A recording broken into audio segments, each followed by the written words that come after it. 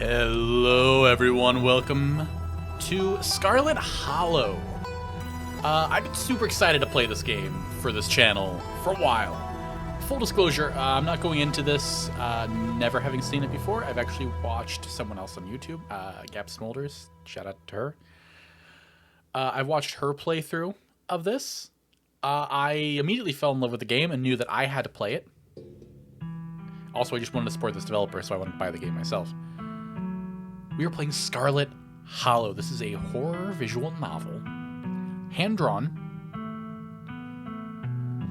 One stipulation I'm gonna go ahead and throw out: this game isn't done yet. They are doing episodic releases, and as the time of recording this episode, all of the chapters, all the episodes are not released yet. The last one or two, I don't remember how many there's supposed to be, are in development still. But we're gonna get started. Oh, I'm so excited for this game. We are Cinnamon. You live in the city of, I don't know, Cinnaburg. I'm not creative. Ooh, what are our pronouns? Does not impact gameplay. Our character is going to be a she/her. Select 2 traits. Tough as nails, pinnacle of fitness, an imposing presence that commands the room, a mean right hook. Mystical, strange, and unusual, you see the threads of reality. Talk to animals. We're definitely going to take talk to animals. I don't think there's a single game out there that has a talk to animals option where that is not the right choice. But Baldur's Gate 3, Divinity, Scarlet Hollow. Street smart, good at lying, and hard to lie to. Fast talker. You can read people and read the room. I hope this music is not too loud. It's a bit loud in my ears, but that's not... What I hear in my head is not what is balanced on the recording. And then the music stops. Cool. Hot. Extremely good looking. A natural flirt. People just like you. Probably because you're a good person, maybe. Book smart, well-read, and rational. Possesses a wealth of esoteric knowledge and know when to use it. A talented researcher. Keen eye. Observant. A knack for picking up the small details. Empathetic. So here's the thing. This is a horror game. And as the opening warning said, it is impossible, if not improbable, to save everyone, including ourselves. So how do we survive? Talking to animals is part of how we survive, obviously, because the animals always know what's up. Mystical? Strange and unusual, you see the threads of reality. That might help in a horror situation, but I also kind of want to go with hot. We could just flirt with people. I don't remember who all the romance options are. Book smart. Keen eye. I feel like, so if I'm making a D&D character, I go talk with animals and I go keen eye. Because when isn't perception useful? When isn't insight useful?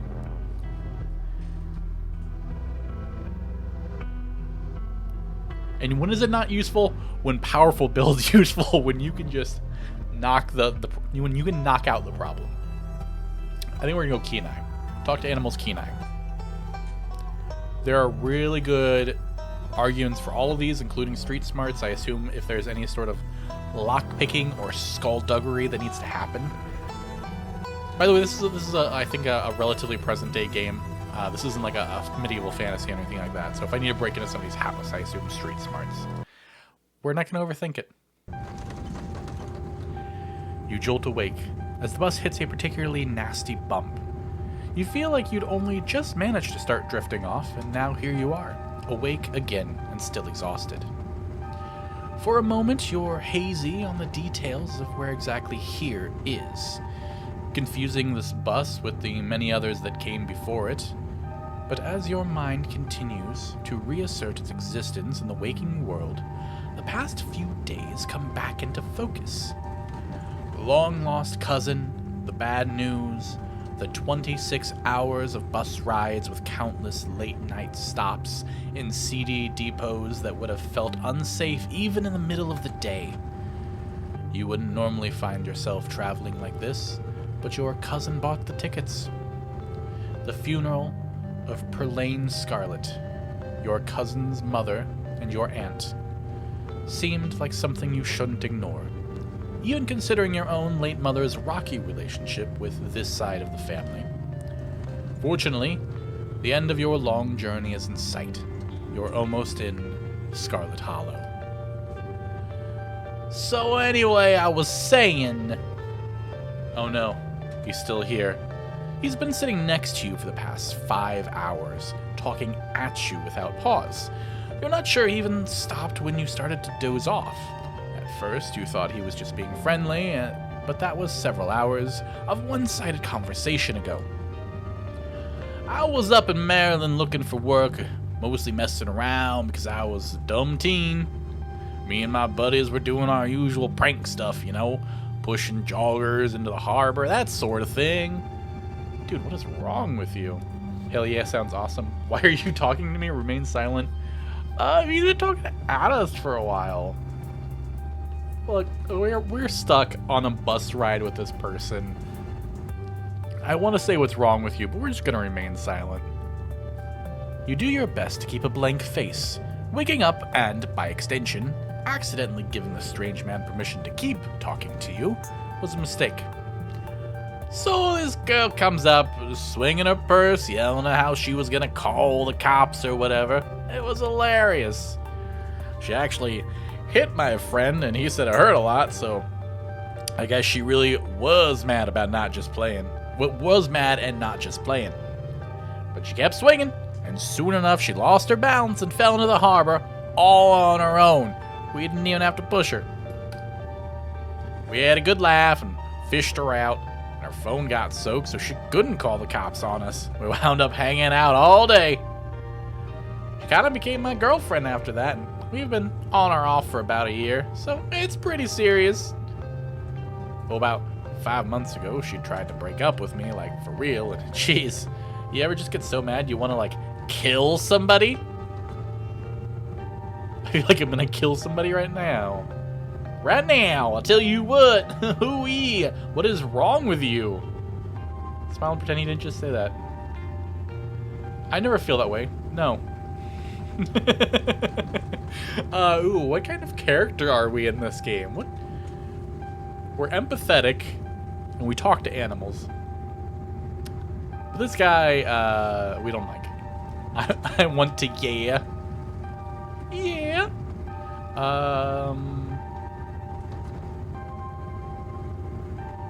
I never feel that way, no.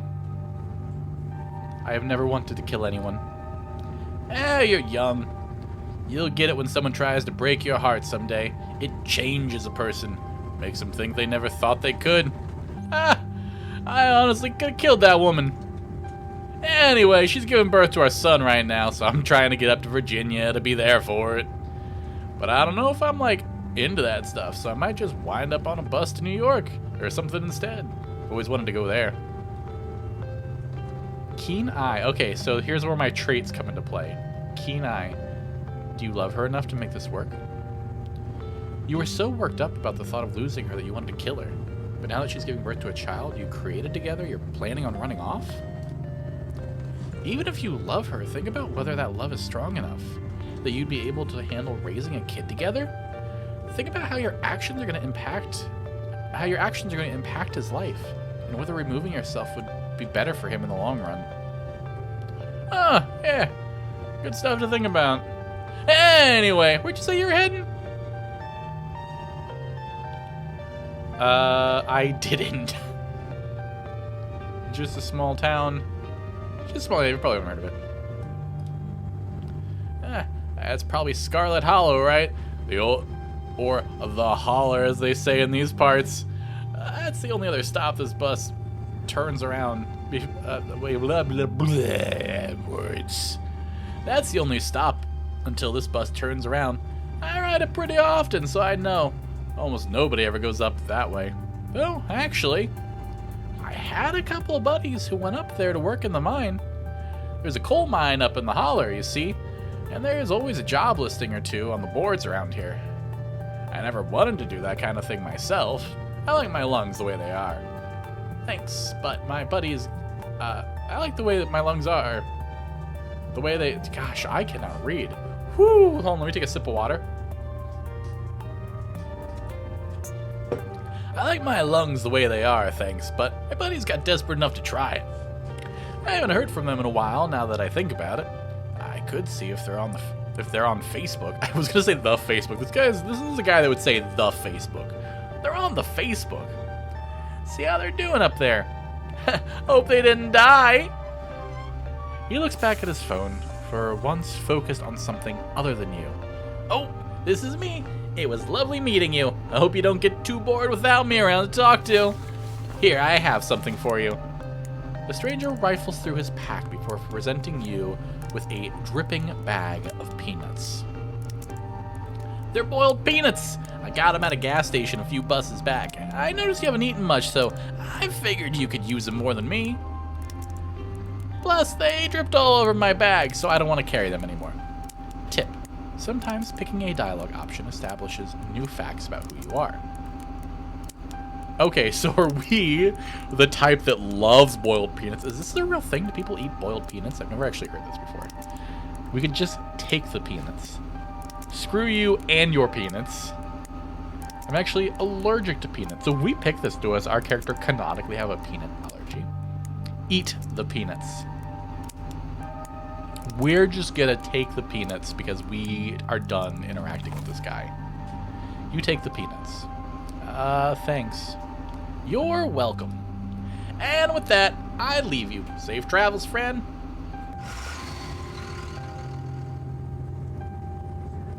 And just like that, the stranger is gone. Maybe you can finally get some sleep. Next stop, Scarlet Hollow, end of the line. Almost there.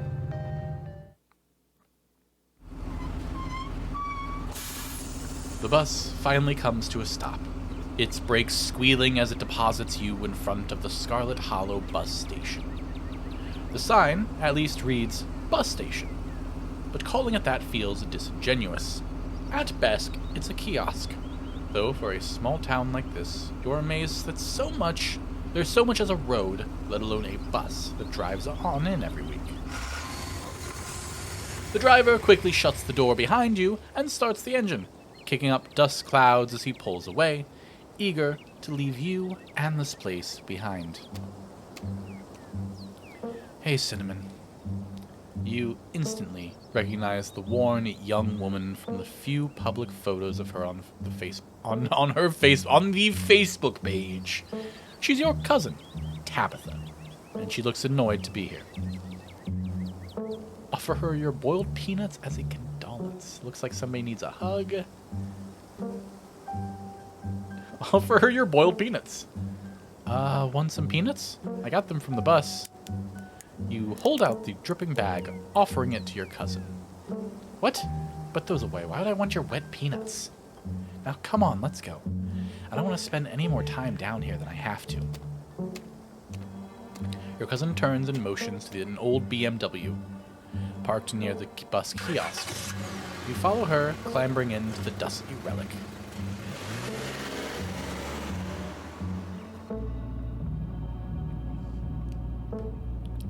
It doesn't take much driving before the only signs of civilization are the car you're in and the road you're on. Tabitha maintains an icy silence as she focuses on the road. Tip: dialogue options labeled Explore can usually be taken without advancing the story. They can impact relationships and unlock additional story paths, so choose carefully. I guess we're both members of the Dead Moms Club now, huh? How are you holding up? Fine. Yeah. I don't see any reason not to use Keen-Eye when it pops up. Are you sure you're alright? You seem tense. You know you can talk to me, right? I went through something similar when my own mom passed. She tenses up even more at the mention of your mom, before letting out a heavy sigh. Maybe it's a sore spot for her. You quickly apologize.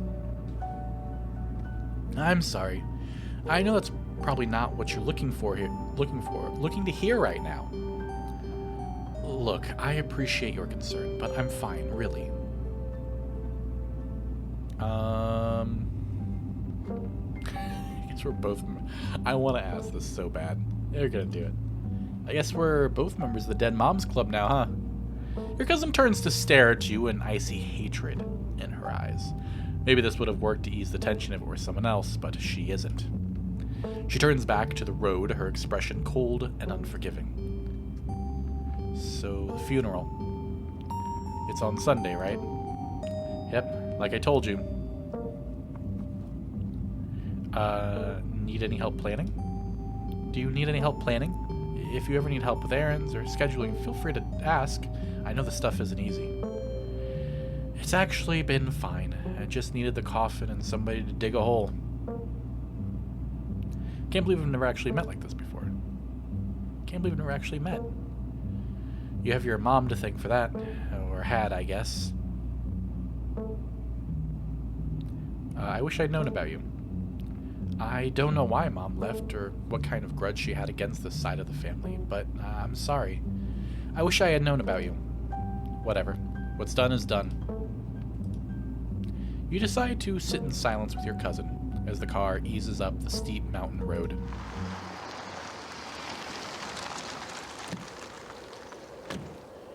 And here it is, the Scarlet Estate. Though it's seen better days, its crumbling elegance is not lost on you.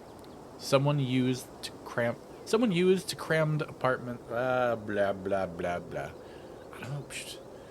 This is just a thing, guys. Be ready for this. I don't read so well. I don't read so good. Someone used to cramped apartments in gray cities. Your mother told you about this place many times before she passed, always with an anger burning beneath her words. The faded majesty you once imagined doesn't quite compare with what's in front of you, a jarring blend of opulence and ruin, and you stare at it perched on the crumbling cliffside. You can't help but feel like it's something that should have been left to rot long, long time ago.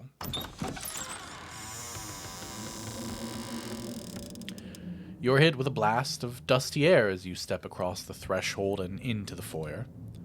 Everything in this room has been here for much longer than you've been alive, each object cemented in place with layers of dust and cobwebs. You can hear doors creak on their hinges and the aches and moans of ancient floorboards as the house itself sways in the wind. Welcome to our family's humble estate. Unfortunately, due to the current state of the house, only a few rooms will be safely accessible during your stay. I wouldn't go wandering anywhere else if you value your limbs. The floors have been known to give out. If you know what's good for you, you'll stick to your room, your bathroom, and the kitchen and hallway, I guess. But only the hallways you need to use to get to those places. I'll show you around so you know where it's safe to walk. You can leave your bags here for the time being. Lie, it's beautiful.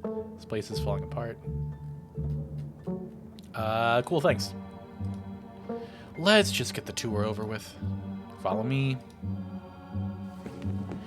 You put your bags down and follow Tabitha through a long, dusty hallway. She delicately steps over holes and tears in the floor, and you do your best to trace her steps. Kitchen. On Wednesdays, a woman from town comes in and does the cleaning. Her name is Janny. I wouldn't recommend socializing with her. She'll talk your ear off. If you need any food, there's fixings for peanut butter and jelly. Don't touch my mac and cheese or my ice cream. Those are off limits.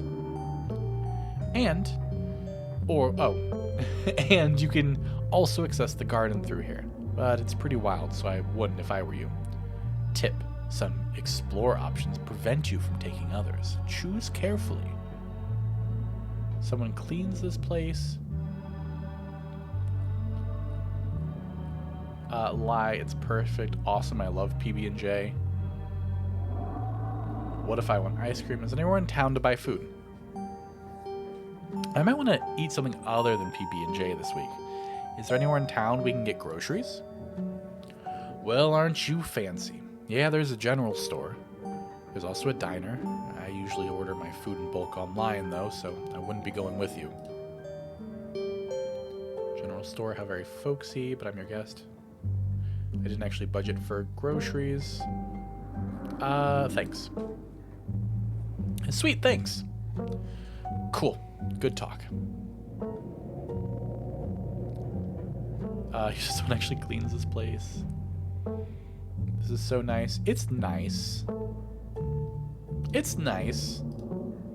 It's a kitchen. I love PB&J. How'd you know it was one of my favorites? That smile can't be right. I got an achievement. It's called Get Your Cousin to Flash Those Pearly Whites. I didn't, but good for you. What if I want ice cream? What if I want ice cream? Then you can buy it yourself at the general store. If you touch my stash, I will know, and there will be consequences. Alright, what's next on the tour? Bathroom. Follow me. Great, it's been hours since I've gone. As the two of you leave the kitchen, you pass by a tuxedo cat sitting on the countertop. Approach the cat. Here we go. This is what we're about. Don't try and pet Frou Frou. If she wants to be pet, she'll let you know. Oh, I don't know French. Ne me parlez pas? I don't... Someone out there can correct how the fuck. I'm not even gonna attempt. That's my one attempt. Sorry, I don't speak French. I'm sorry, little lady. Je ne parle pas François? Of course, how typically American. I shall debase myself by speaking your tongue, but only so that I might insult you directly to your face, you uncultured swine. It's more German than French. Very funny. Her name sounds French. Oh, I see. I see what the joke is here. Her name sounds French. Stop wasting my time and let's finish the tour. You once again follow Tabitha through a long, dusty hallway. Maybe after a few nights it'll get easier to navigate these spaces, but for the time being you feel lucky to have not fallen through the floorboards. Guest bathroom, not much to show. It's a bathroom. I'll wait outside to do what you must if you must. It is a wretched bathroom. Piles of junk sit untouched in the corners of the room, and mystery stains paint the floor. This is the worst bathroom I've ever seen. Wait, are you sure this toilet works? Are you sure this toilet works? Yes, why wouldn't it? The water bills get paid, therefore the toilet works. Now do your business so we can move on. But it's so crusty. It's fine, don't be so dramatic.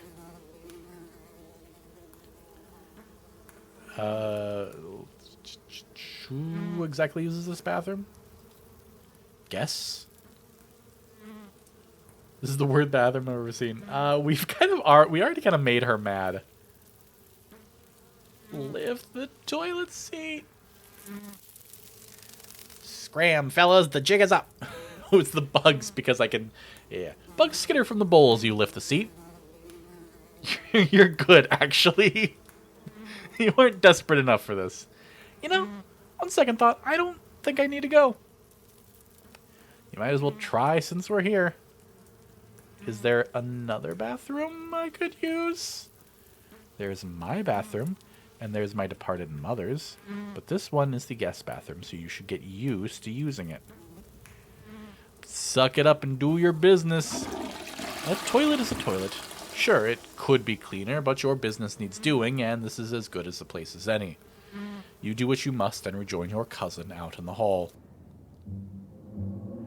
Next up, guest bedroom. Last stop on the tour. Follow me. You and Tabitha briefly return to the foyer before climbing the stairs and reaching the guest room. The room smells old. Dust, mildew, wood, rot. It has it all. A week of sleeping in this place might give you permanent lung damage. This is where you'll be staying. The linens are fresh. I had Janny wash them last week. I had to endure a half-hour rant about her kid to get her to do it, so you better be grateful. The closet is full of old family stuff, so you can't hang your clothes up. But you can use the dresser. It should be empty. What's with all these boxes? Old family stuff. Offer to help move them? Do you need help moving them? Tabitha eyes you up and down for a moment. No. It seems a little dusty. You spend a moment searching for the right word. Dusty. Wow, sorry for not giving you the 5-star hotel treatment you so desperately seem to need. You can dust it yourself if you care so much. Who used to sleep here? When? This house is almost 150 years old. Many, many people have slept here. And now you'll sleep here, carrying on the fine tradition of bedrooms being slept in. I guess I'll start to get settled. Follow me. I'll take you back to the foyer so you can collect your belongings. This concludes our tour. I'm afraid I must return to my duties, so you'll have to entertain yourself for the rest of the day. Don't expect to see much of me. Tip: some dialogue options will open additional conversation paths. Some right away, others down the line. Let's go with the key and eye option. There's bad blood between our moms, but there doesn't have to be between us. I don't know what happened when my mom left, but that has nothing to do with me. You asked me to come here, but you're acting all pissed off that I actually came. Can't we just start fresh now that it's just us? Look, I'm sorry I've been testy since you've gotten here, but you haven't exactly been easy. I'm under a lot of pressure right now. Just stay out of my hair, okay? I have work to do. What kind of work do you do? I run the coal mine, same as every Scarlet who came before me. Except for you and your mom. It requires a lot of time and concentration, so I'd appreciate it if you didn't keep me for long. Can I come watch? What? No, the mine is dangerous. I can't babysit you and my job. I didn't know we owned I already know what her response is going to be, but it's an explore option. I didn't know we owned a coal mine. We don't own the coal mine. I own the coal mine. Your side of the family forfeited any claim to it years ago. That's kind of sad. Hashtag girl boss. Hashtag girl boss. Damn, I can't believe you're only in your 20s and already running a coal mine. Talk about hashtag girl boss. Don't patronize me. I know you have nothing to your name, Cinnamon. Ooh, and the creepy smile. Ow, Tabitha. Don't be like that. Any other inane questions before I leave?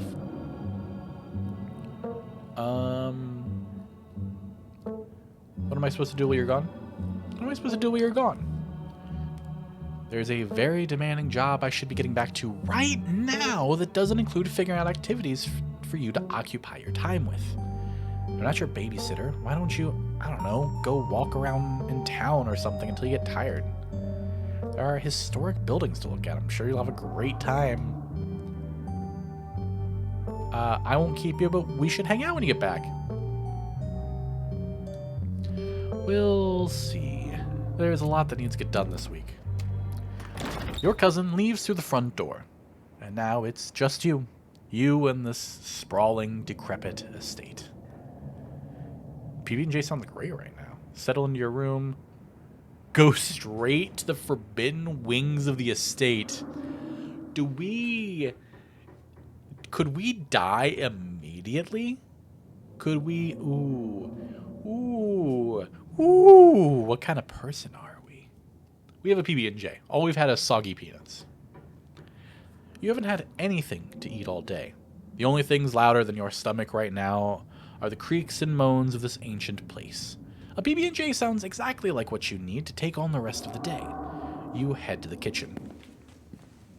Also, what if she immediately comes back and she's like, oh, I forgot my keys, and we're like, whoop!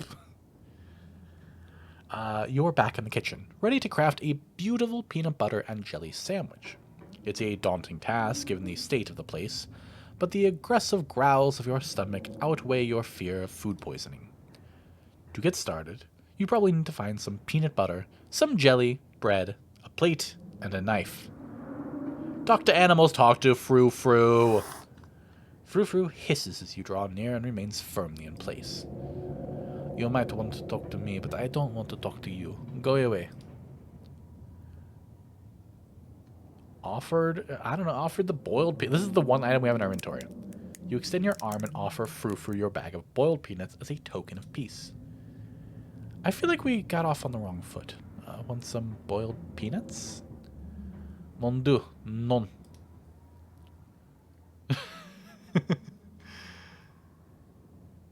Do you know what's the sealed up? Do you like living here? So, do you like living here? I despise small talk. If you want to take the hint, I suppose I'll have to take things into my own hands. Frou Frou lunges at your hand and bites you hard. You back away. Wow, I've already ruined a relationship. We're hard rebooting this game. We're restarting. If we can't have Frou Frou, we have nothing. Search. Ooh, check out the garden. Oh, we gotta check the garden. We gotta check the garden. The garden was reclaimed by wilderness long ago. It might not be very safe, but who's to stop you from venturing deeper? Oh, we're gonna... The fact that the game is like, oh, by the way, you could die. Yeah, we're gonna die right off the start of this game. If we get ourselves killed, don't worry. I will make a... This won't be like the end of the series. You wander further into the garden. It's quiet out here. Okay, we'll return to the kitchen. Why does that little child have horns? Is there anything to see? I've been kind of like looking over quickly, but I do know this game has lots of, like, this is all hand-drawn art. So a lot of things are placed very intentionally to be cool and spooky. This is a horror game, remember.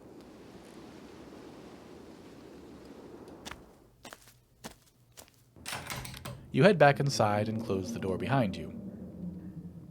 Search the fridge.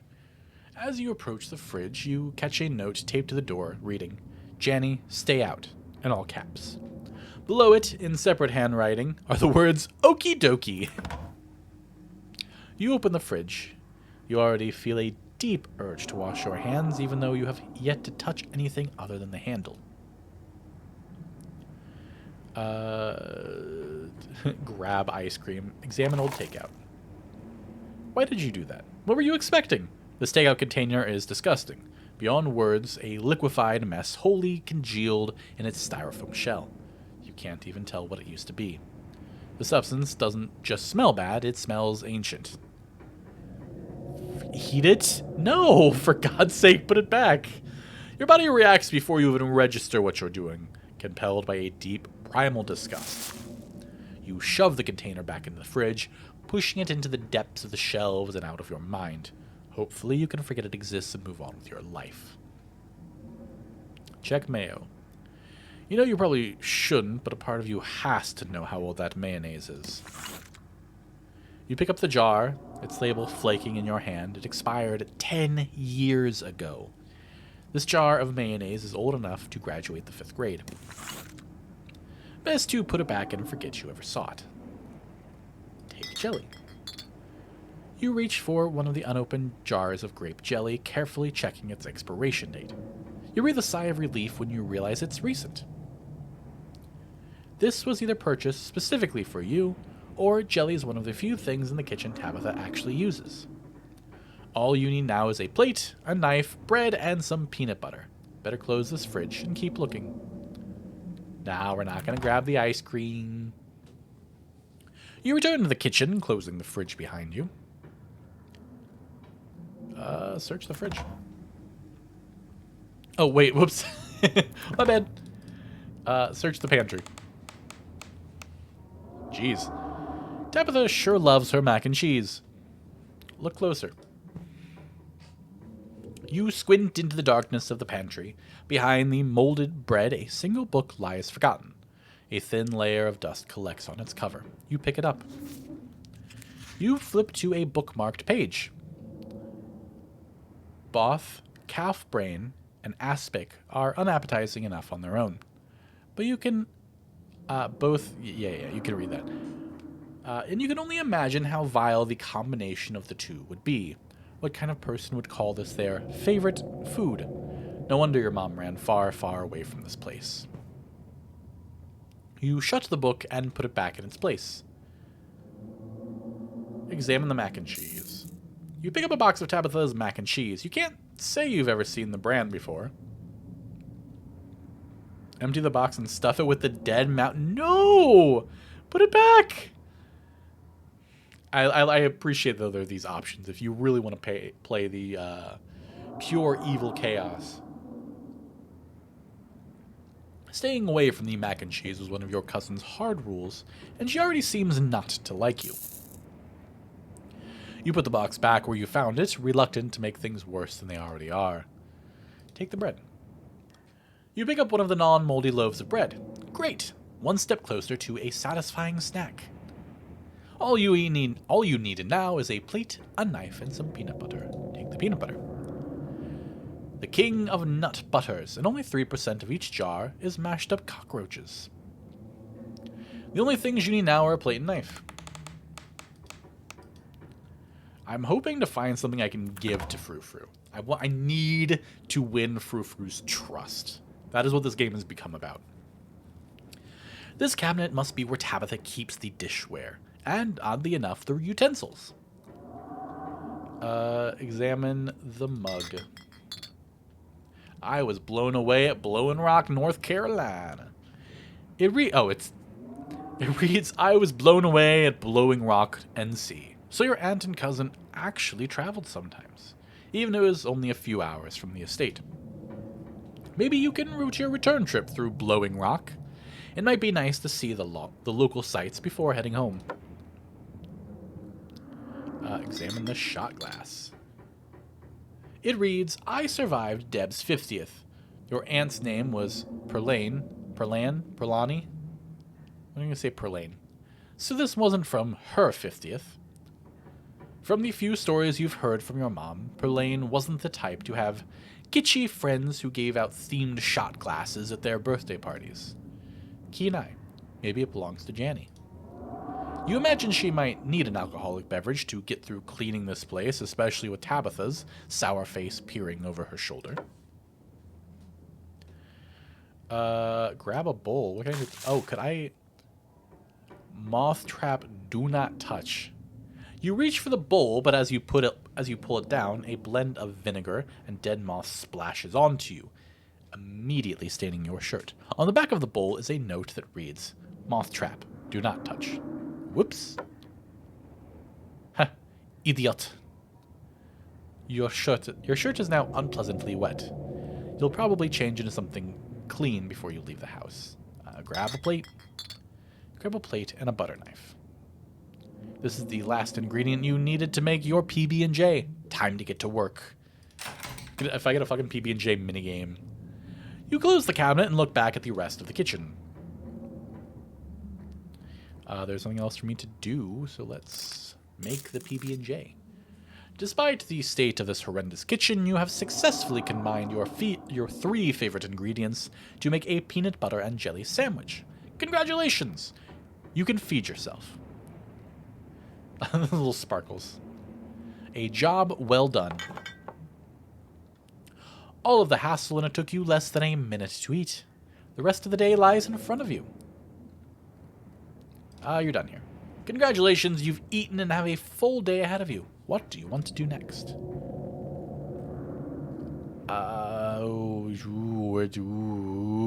The game's giving me another chance. The game's giving me work. Whoops, I guess I clicked it. With Tabitha gone, there's no one stopping you from going into the forbidden wings of the estate. You immediately try the nearest door, only to be impeded by locks and chains. I guess we settle into our room. Look how ominous this looks. Oh, that's so cool and eerie. Now that your cousin is gone, the aches and pains of your journey sink into your bones. You stumble back up the stairs to your room, suitcase in tow, eager to unwind before you face the rest of the day. You stand at the entrance to your room. Take a nap. I don't think we're going to take a nap. I think we want to get to town. But we do need to change our clothes. Check the closet. Ew. You can see why your cousin said you should put your clothes in the dresser instead of the closet. There must be decades of family history stacked up in here. Pick up the... Oh yeah, let's pick up the creepy-ass doll. Of course you're sharing a room with a creepy doll. You picked it up to examine it more closely. Its foot reads, "Property of Alexandra." No need to carry this around with you. You close the closet behind you. Look out the window. You could only imagine how beautiful the garden must have been in its heyday. If you owned this place, you'd totally get out there with a shovel and some gardening gloves and whip it into shape. You'd go out and pull weeds, chop trees, carve topiaries, and do whatever you needed to do to return it to its former glory. And once it was all done, you'd sit by the fountain, which of course would have a little goldfish in it, and drink a floral tea while enjoying the bird song. Yeah, you'd definitely do that. Just not right now. I'm waiting to one of these times I can look out the window, something really fucking creepy is going to be there. And I will scream, and I will cry. A little more water from my throat. Examine the painting on the wall. This must be an older relative of yours. Judging by the dates on the inscription, you never heard of her, but you barely heard of anything about your aunt and cousin until a week ago, so that's not really a surprise. Maybe you could ask Tabitha about this Mary Belle Scarlet the next time you see her. That is, if she actually is in the mood for a conversation. Put your clothes in the dresser. You drag your suitcase over to the dresser and open the bottom drawer. A possum lurks within. It is quiet but angry. Afraid! Friend, I know hurt. What's your name, little guy? Why are you there? Can you move, please? What's in the sealed off? Friend, I know hurt. Afraid! Offer him your boiled peanuts. You hold out your still dripping bag of boiled peanuts. Afraid, death comes for Dustin. Oh no! Oh no! You close the drawer. You might as well leave Dustin be. You open the drawer next. It's empty. No. It's empty. As good a place as you'll find to put your clothes. Oh, Dustin. Oh, Dustin. Based on the state of the house, you wonder if you had been better off keeping your clothes in your nice clean bag. But there's no going back now. It's an option though. We've already pissed off Frou-Frou and killed Dustin. Like, the track record that we are setting, the precedent that we are setting for this game is that no one is gonna fucking make it out of this alive. Let's take a nap. Because that sounds like an opportunity for something really creepy to happen is actually why I'm picking it. You immediately collapse onto the bed. You're tired, enough that being alone in a strange new place won't stop you from passing out. Or so you thought. You cough as a small cloud of dust rises up from the mattress. These sheets might be fresh, but everything beneath them might have been around to see the dawn of civilization. You try to settle in, but the bed is lumpy in strange places. You can feel these springs pressing through the fabric. You might be tired, but you are far from tired enough to get in more than a few minutes of uncomfortable napping. Yep, that's enough of that. It doesn't seem like there's much else for you to do here. I didn't get an option to change clothes, so hopefully that was done for me. Now that you are settled in, there's not much left for you to do other than head out and explore the town. You do just that. Before leaving the house, you rinse off and change into a clean shirt. There we go. You are not about to meet new people coated in vinegar and dead moths. If you'd have known you'd wind up having to walk all the way back to town, you probably would have just asked Tabitha to leave you at the bus stop, especially with how unhappy she seemed to see you. If only you could wipe the slate between you two clean and bury some of the tension. Though maybe her mother's funeral isn't the best time for something like that. Then again, maybe it's the perfect time. It's really pretty out here. Finally, you made it back to town. The holler, as that guy on the bus called it, has probably seen better days. It still has the feeling of an idyllic county town, but its sidewalks are cracked and many of the storefronts are boarded up, their windows dusty with age. A chill breeze sweeps down the lane, and you shudder, suddenly feeling as if you are peering into a grave. Doggy! Gretchen, come back here. Quit bothering. Oh, it went before I could read it. Why, I do declare, who is this stranger, and why does she smell of peanut butter? Sorry about that. Gretchen can be very slippery when he wants to be. She loves to get loose and cause havoc.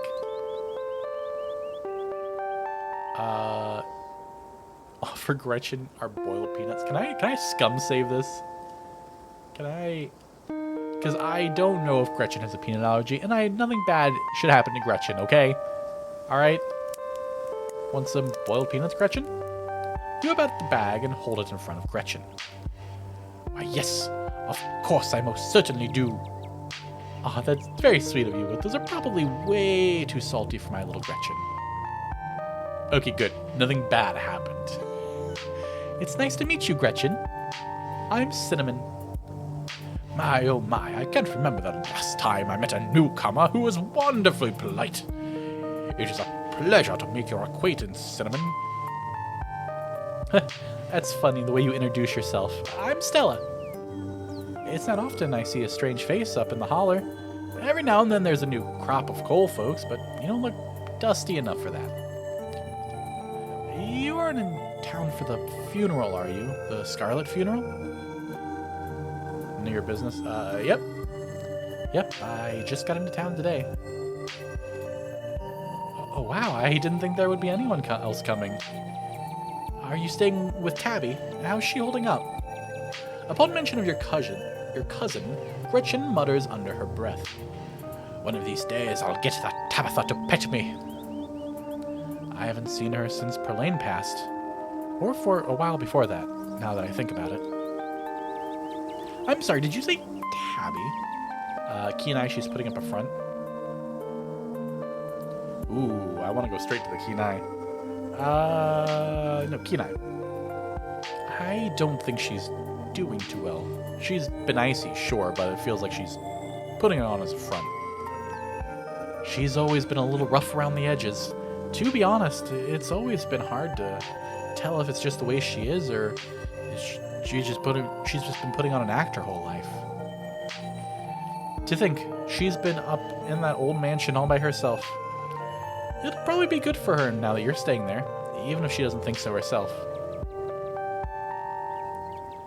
She's not really worth your time. Are you two friends? I was probably closer than most people have gotten to being able to call her a friend. The school here is really small, so everyone had to at least get along with everyone else. She was a grade ahead of me, but everyone knew her, especially since she's a Scarlet. We wound up bonding a bit when we were both in the school's production of A Midsummer Night's Dream. I was Puck and she was Mustard Seed. As you might have expected, she was more than a little prickly, but I managed to soften her up a bit in the end. But then she graduated and that was that. I haven't seen that girl or her horrible little cat since I was middle-aged. Oh, before it slips my mind, if you're staying up in that spooky old mansion, you must have met the Frou-Frou. How does that monster fare? Oh, that's Gretchen. How does that monster fare? I will pet her if it's the last thing I do. It sounds like you have a history. Unfortunately, we've met. Ah, yes, unfortunately, I have met Frou-Frou. She is so condescending. Wait, what? Are you messing with me? You can't actually talk to my dog, right? Haha, yes, this is a joke. Alas, you discovered my dark, terrible secret. I can talk to animals and animals can talk to me. Your dog sounds like a southern belle when she talks. Yeah, of course you're joking. You and Stella maintain silent, awkward eye contact. Well, next time you see that devil, please send my regards. And do let her know that not only do I still draw breath, that I very much still plan to outlive her. Oh, if you just got to town, you must be starving. I was just on my way to the diner for a coffee, and they've got amazing biscuits. My treat. Follow her. The pleasant aroma of greasy breakfast food hangs in the air. In contrast with the empty, lifeless atmosphere of the family estate, the diner is filled with a comforting din of human life. All of which grinds to a sudden halt as the patrons realize that a stranger has entered the establishment. Silently stare at the patrons. Quietly slide into the nearest booth. You slide into the nearest booth, pretending that you didn't notice everyone in the diner gawking at you as if they'd just seen Bigfoot. No need to be shy. They don't meet many strangers. It's kind of a big deal when someone new wanders into town. Especially since, well, they probably all know what you're here for. And by extension, who you're related to.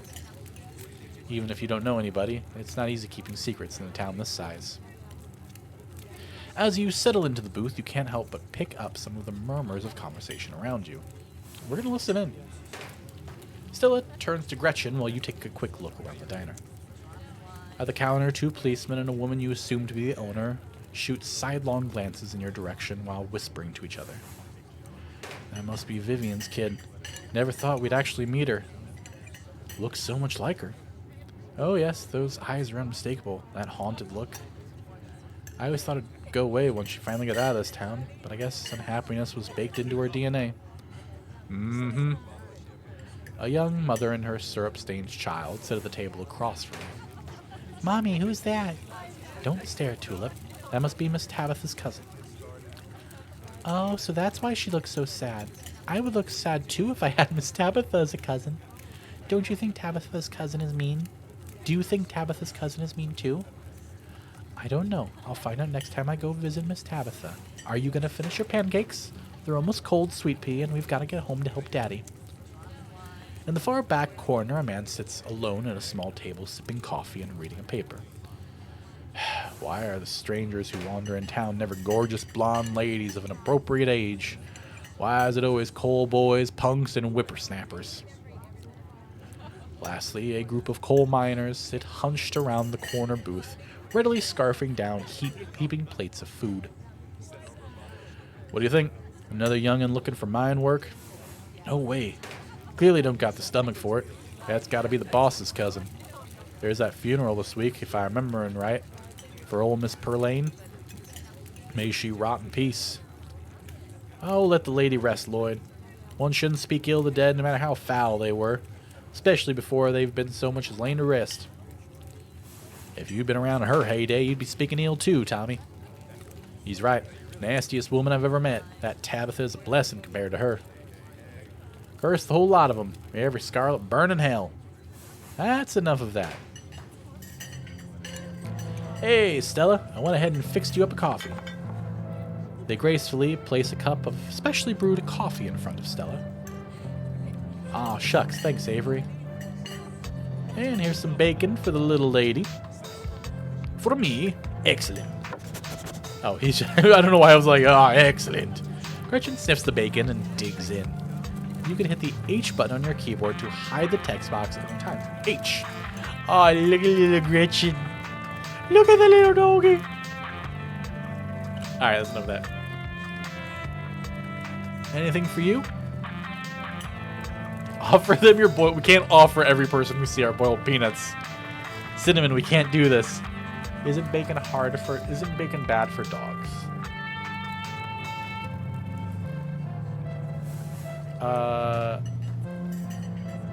Order a biscuit and a coffee. Could I have a biscuit and coffee, please? I heard they were really good. Best in the county. Avery pours the fragrant brew into an empty mug in front of you. They linger after pouring your coffee, turning to you nervously. Oh, and I'm sorry for your loss. Before you have the chance to respond, they're gone. Glad you took my advice with the biscuit. You won't regret it. Anyway, the funeral's not till Sunday, right? That gives you quite a bit of time to slum around town. I'm trying to think if there are any cool events going on this week.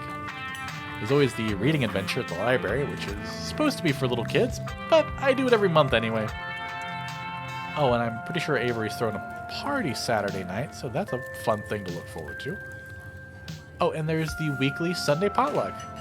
That should be right after the funeral, too, so it'll be a special occasion. Is the potluck like a church thing? Would it be weird for me to come if I'm not a member? No, the Sunday thing is coincidental. It's actually hosted by the library. Not too many people go to church around here, if I'm being honest. Look at little Gretchen. A non-religious community in the rural South? Oh, goodness gracious. I get that. Hell yeah, religion sucks. I get that. I'm not of the church-going persuasion myself. Same for me. Whatever feeling some folks get in church, I think that must be the feeling I get when I look up at the sky on a night hike. That feeling of peace and wholeness. But that's not to say we're a town of heathens or anything like that. There are plenty of God-fearing folks around. They just aren't fans of the church. Well, the building's okay, but the pastor's another story. There's something a little off about the guy. You'll get what I mean when you meet him. And unfortunately, you probably will. Anyway, those are all the big events I can think of. As for the day-to-day, any idea how you want to kill time for the rest of the week? Keen eye, do you have something in mind? Something tells me this is a loaded question and you've got something in mind. Was I being too that obvious? My job means I spend a lot of time in the woods with a camera, and it's always better when someone else is there to... Before Stella can finish, Avery returns, biscuit in tow. Is there nothing else coming for me? Gosh, if I had known that plate of bacon... Oh, it's Gretchen. Gosh, I gotta read the names better. I just assumed Avery was talking. Is there nothing else coming for me? Gosh, if I had known that plate of bacon would be my main and only course, I would have waited before digging in. I guess I should give them more of a Southern Belle accent, since that's what they said that the dog sounds like. Here's your biscuit. Winnie says it's on the house. She sends her condolences. What do I look like, a charity case? You didn't have to do that. Oh, you didn't have to do that. It looks great. No worries. Hope you enjoy it. Pick up the biscuit. It's delicate and fluffy. Nearly crumbles at your touch. Buttery warmth emanates from its surface. Sounds really fucking good, actually. I kind of want a biscuit now. You take a bite. It melts in your mouth as if nothing but butter suspended in a thin matrix of dough. Truly, this is a perfect biscuit. I've had better. Whoa, this is a really good biscuit. Wow. I'm so glad you like it. Avery lingers at the table for a moment. So, has Stella mentioned she's famous? Oh, Avery, I'm not famous. Look, if you're not going to go around tooting your own horn, I'm going to do it for you. Stella sighs. I'm a YouTuber. Oof. Oh, yikes. Yikes. Wait, what? Where's the yikes button? You and everyone else. Ooh. Oof. How does that make me money? Wow, that's rad. What kind of videos do you do? Cool, what kind of videos do you do? She hunts cryptids. You should really check out her channel, Cinnamon. It's amazing. Let it go. No, everyone's already gossiping. Everyone's already fucking gossiping. We don't need to interrogate. Let it go. You choose to ignore Avery mentioning your name before you've been introduced. It's a small town. Word probably gets around. I think the best video to start with probably be the river one. Not the lake, but you know, the controversial one. Oh yeah, the Catawba River Runner. I didn't expect much of that footage at the time, but it wound up being my most popular video by far. So the River Runner is a cryptid that's only known from a single sighting. 2 Boy Scouts thought they saw something big and weird in the Catawba River, and that's all I had to go on. Then I wound up catching this on camera. Stella pulls out her phone and shows you a clip of something in the river. Keen eye. Despite the shaky camera footage, you can clearly make out the shape of a creature's head and its relative body proportions. You're pretty sure it's a cat, and a big one at that. Some folks said it was a beaver, but if that was the case, it'd be at least twice the size of any beaver I've seen. I also had people saying it was a dog or even a capybara that must have escaped from a local wildlife sanctuary. It was a mountain lion. I could smell its stink from miles away. I don't know why that's the voice. I'm so stuck in that voice for Gretchen now. Oh, he was a mountain lion. I could smell its sting from a mile away. Oh, I don't know if that's the voice I want to go with here. I'm still not sure what it was. I'm the one who saw the thing with my own 2 eyes. Gretchen thinks it was a mountain lion. It looks like a big cat. That's an honest-to-God cryptid right there, I tell you what. I tell you what.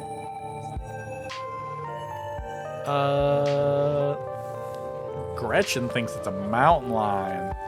Do we double down on the fact we speak to animals? I'm like, no, really, I fucking... it looks like a big cat. See, it's got those little kitty ears right there. Maybe it's a mountain lion. No, no way, it's absolutely not a mountain lion. No mountain lions this far east. There's a whole video on the Appalachian mountain lion myth and found jack squat. And there's no reason one would be swimming in the river like this. We're not fans of water. And the body is too long. No way. Personally, I'm a fan of the capybara theory. Sure, it's not like any local sanctuaries are missing one, but there's always people keeping exotic animals as pets. Kind of a sewer gator type situation. Exactly. Some exotic pet owner set it free, and now it will forever roam the Catawba, confusing Boy Scouts and YouTuber commenters for years to come. So, speaking of things to do around town, I was actually planning on filming this week's video tonight. I was wondering if maybe you'd want to come along? It's a pretty easy one this week. We wouldn't even have to camp anywhere. I'm gonna go after the... Wait, no spoilers? Oops, sorry, Avery.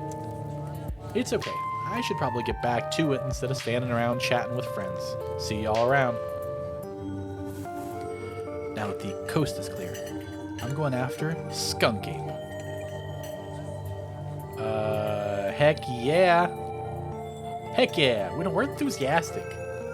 This is Stella's passion. We back that. We back that shit. Skunk Ape is hilarious. I saw a docu-spiel on it once. Stinky Bigfoot. Right? It should be a pretty fun video. It's hard to be serious when you're talking about something that's famous for smelling bad. Most skunk ape sightings are from Florida. But while I was doing research for last week's video, I came across a report where a lady from a town over claimed to have seen one on her deck, playing tug of war with her dog.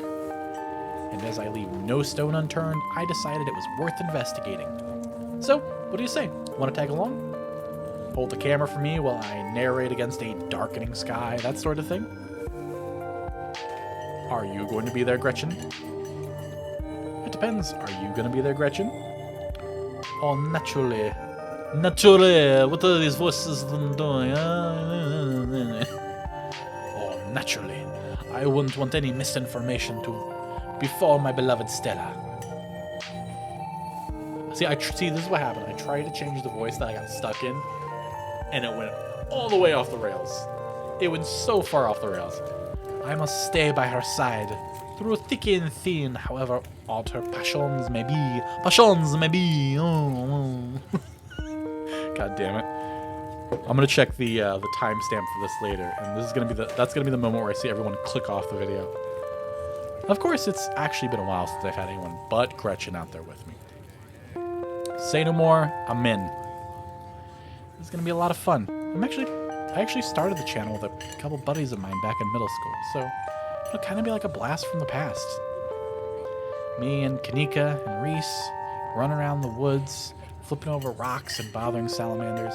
Our videos were terrible, but we had a lot of fun, and that's all that mattered to us. You know, that gets me thinking.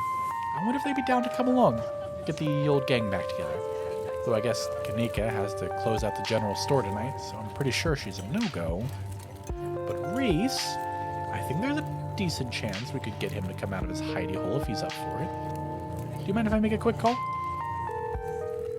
Stella pulls out her phone and dials it, waiting while it rings. Reese, dude, what's up? Feels like it's been forever. Aw, man, I'm sorry to hear that. Do you want me to come by, or...? Okay, if you're really sure, but if you change your mind... Oh, I was just calling to ask if you wanted to come out to the woods tonight. I met somebody cool in town today. She's Tabitha's cousin. I know, yeah, just here for the week. Anyway, we're going to go look out for Skunk Ape.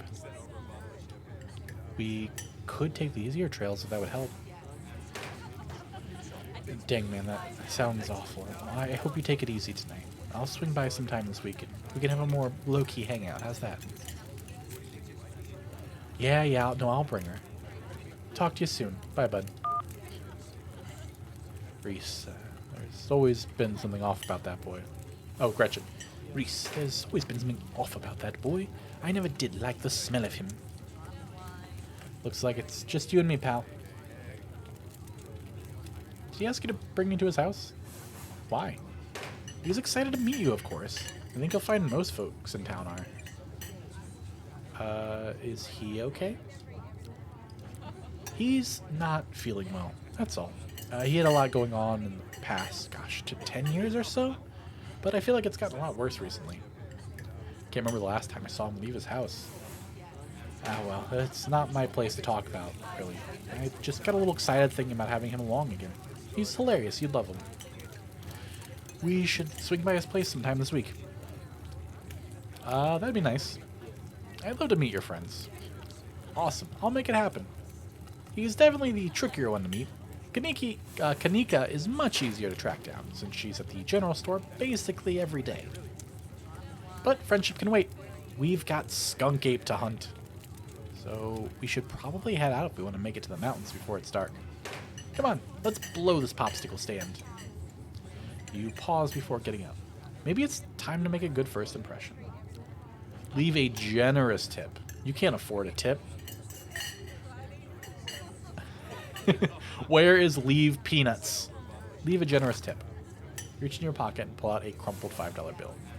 You know it's a bit more than one would expect to get from such a short dining experience, but you might as well share the wealth while you've got it.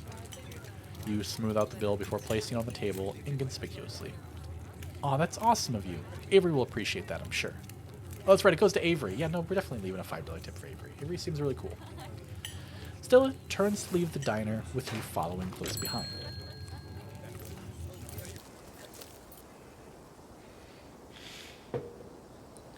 It hadn't been very cold when you first arrived in town, but as the sun dips closer and closer to the horizon, a chill descends upon the hollow, and you see your situation with renewed clarity. You're in a new place, far from civilization and the people you know, following someone you just met into a dark forest in search of monsters. You feel... Look at Gretchen. More alive, strangely calm, tense, unsettled. You feel nothing. Strangely calm. The setting sun paints beautiful colors in the sky, fresh air fills your lungs, and pleasant songs of crickets trill around you as night descends. This is where you're supposed to be, with Stella by your side, a sweet smile on her face, and Gretchen prodding along in front without a care in the world. Gotta love this brisk fall weather. This past summer was the hottest on record, since last year at least. You know, you know how it is these days. Each summer is the hottest yet, until next summer, which always finds a way to be so much worse. It's nice to feel the chill in the air and see the leaves change. Like normalcy is restored, if only for a moment. Sorry if that was a bit of a bummer. We should talk about something more fun, like skunk apes. Do you ever hunt things that aren't cryptid, like ghosts and whatnot? What's the weirdest thing you've ever seen? Other than anything cryptid related, of course. Oh gosh, that's a good one. Let me think. Well, there's always the deer I saw stealing baby birds out of a nest and eating them. That was pretty messed up. But I think most people know about that these days. I've seen tons of videos of other deer doing it, so I'm not sure if it counts as weird anymore. Still Gretchen. Oh, Tetanus Lake. That's definitely the weirdest. It's a 5-foot deep, 30-foot wide pile of old cans and bottles and assorted garbage, with grass and trees growing on it, so you could barely tell it was there until you stepped on it. Oh, Tetanus Lake. Tetanus Lake. That makes sense. It was practically solid ground how much of it had been compressed, but you could still fall through if you weren't careful, hence the name. Better be up on your shots if you want to mess around in there. It's all stuff from like the 50s too, which is super neat. I salvaged a few bottles that I keep on my dresser as a little souvenir. You ever hunt anything like ghosts? You ever hunt things that aren't cryptids? You know, like ghosts, demons, werewolves, that sort of thing. Oh yeah, for sure. I used to go after all sorts of spooky stuff. I never had much luck though, especially when it came to ghosts. Back when I first started doing solo videos, I'd go into all sorts of old abandoned buildings, hoping I'd stumble across some sort of activity. But nothing ever happened. It was always just me and my camera in an old house getting worked up over a gust of wind or a creaky floorboard. When all's said and done, I've just been a lot luckier with cryptids. I want to believe in ghosts so bad, and I can't rule out the possibility that there really are true hauntings out there, but if there ever are, I sure as heck have never seen any myself. Werewolves, I kinda lump in with cryptids. I'd be shocked if there were actually people who were out there turning into animals. Werewolf lore lines up pretty well with the great beast genre of cryptid. As for demons, I don't know. I honestly don't even want to consider the possibility they exist. Because if they really are out there, geez, a lot of folks are doomed to an eternity of flames. So, let's hope all that is just bunk, am I right? What about aliens? What do you think about aliens? Don't even get me started. Did you see those UFO videos the government declassified? Aliens are definitely real, and they absolutely visited Earth. Like, I believe in aliens way more than I believe in cryptids.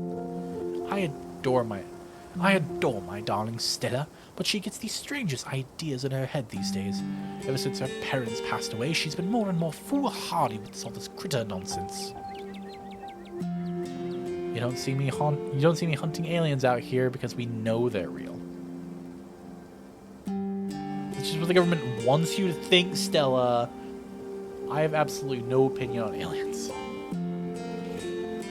Then why did you forget I said anything? Gretch. Has anything bad happened on these hikes? You know, just curious. Let me think. There was that time back in early high school when Reese fell down a cliff, but he was fine. We had some folks from town rig up a pulley to get him out of the ravine, and his leg only took a couple months to heal. Oh no, not too bad. Though I guess there was also that time I was out here alone and kinda got stuck in a cave. I was getting great footage of what I thought was a family of wampus cats, but I wasn't able to wiggle my way back out. Turns Turns out that the Wampus cats were actually skunks who very much did not appreciate me blocking the entrance to their hidey hole. And instead of running for help, Gretchen just sat outside, bored to tears. Lassie, she is not. As if I made sure to give those nasty little skunks a piece of my mind. That's what I did. And I kept Stella company, just as she would for me if I decided to hide in a hole for hours. It took about an hour to get loose, which was pretty intense. But a few tomato juice baths later, and I was right as rain. So it could have been a lot worse. Oh, and there was the time I accidentally stumbled onto old Duke's property and nearly got my head shot off. But that happens to everybody sooner or later. I'd barely count it. So yeah, these hikes aren't all that dangerous, all things considered. Are you sure it's safe? I'm sorry, did you say you almost got shot? Are you sure it's safe here? When you put it like that, I can see how you might be a little concerned. I really wouldn't worry about Duke, though. He might be a little jumpy, but he means well.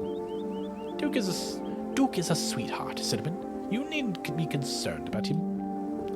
And if it makes you feel any better, I've been out on the trails with him before. The man sounds like a truck. The man sounds like a truck crashing through the woods when he walks. We'll hear him long before he sees us. And the wildlife isn't anything to be afraid of either. The worst I've seen up here is the occasional black bear, and they're easy to scare. But hey, there's no point in worrying about whatever bad stuff may happen to us. Sure, sometimes worrying can help you prepare for something, but we're prepared as we can be. I even carry bear mace. And once you're as prepared as you can be, why give in to your anxiety when you could be having fun instead? It's not like being anxious will stop bad things from happening. If anything, in my experience, all it does is make the bad things worse. The only thing you can do is tell yourself, this has happened. There's no going back to before the bad thing happened. And then you work on making things better. Anyway, all this is to say we're good. Don't worry. Oh, did you hear that? Oh, calm down, Gretchen, y'all mutt. Oh, Duke, you rascal. Same to you, Stella. You're always jumping at nothing, girl. Ooh, sorry for getting spooked, Duke. I thought you were some creature of darkness. Nah, girlie, just old Duke. Now what the hell you looking for out here? Skunk Ape. Sorry I asked. Now, who is this you've suckered into coming with you? Wait a tick. You aren't. Is that? Yep. I see. Welcome to the holler. My condolences. I'll keep you in my prayers. Another stranger. Another opportunity for a salty introduction. Offer Duke your boiled peanuts. You hold up the slippery bag in front of Duke. It's grown quite fragrant since you first put it in your rucksack. Like the scent of old beer. But you're pretty sure that's what it's supposed to smell like. Boiled peanuts? From your backpack? No, I'm all set, thank you. I am still more than happy to take them off your hands. Now, both of y'all head back to town here. It's best you steer well clear of this area tonight. I'm out here dealing with my own critter, and I won't be too appreciative if a couple fools with a camera scare away the more sensitive wildlife. What are you hunting tonight? Something tall and hairy. Something musky. You see anything like that recently? Wouldn't you like to know? You never could stay in your business, Stella Richmond. Put that damn camera down. Oh, come on, Duke. Maybe I could help out. Pretty good at tracking. You know I learned from the best. That you did, but I have yet to see a shred of proof that you listen to any of it. The way you tromp around these woods at night yelling about chunkabungus or what have you. Something's been getting at my chickens. I lost 3 this week and can't afford any more than that. I'm sorry to hear that. But what if the skunk ape has a taste for chickens? Now see, this is why I don't come to you about these things. It ain't no skunk ape, whatever the hell it is. I know exactly what this is, but I know you won't believe me if I tell you. Oh, Duke, you don't think it's I do, actually. I think it's those damn mountain lions. They're out there, Stella. I don't care what your little investigation turned up. You haven't been out in these woods as long as I have. Those sons of bitches are sneaky. Of course you wouldn't find one in any one night of tracking. And I know for a fact that's what's been getting at my chickens. It couldn't have been anything else. I'm telling you, man, mountain lions are extinct in these parts. There hasn't been an actual sighting since the 1990s, and even those were iffy. It's true. The mountain lions. God damn it. I can't do Gretchen now. The mountain lions were... Ooh, that hurt my throat. Hold on a second.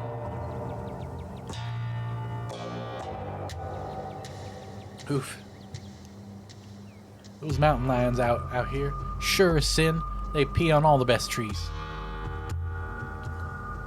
I can't believe you go out there on your YouTube saying some river monster spotted by a couple school-age Boy Scouts has been 100% confirmed yet. Appalachian cougars are some kind of far-fetched fantasy made up by geezers like me.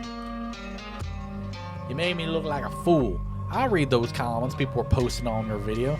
They were calling me all kinds of names just for seeing things with my own eyes that I know to be true. I'm sorry, Duke. I didn't mean to sick anybody on you. I just don't think it's plausible.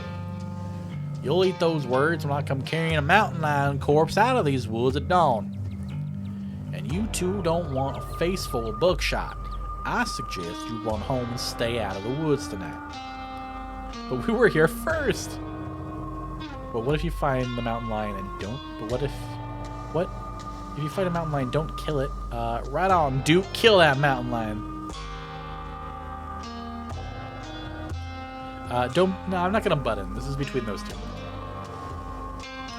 You stand awkwardly as the two continue to argue. Duke, you're wasting your time. Give us one night to go out there, see what we can find, and I'm sure we can get to the bottom of this.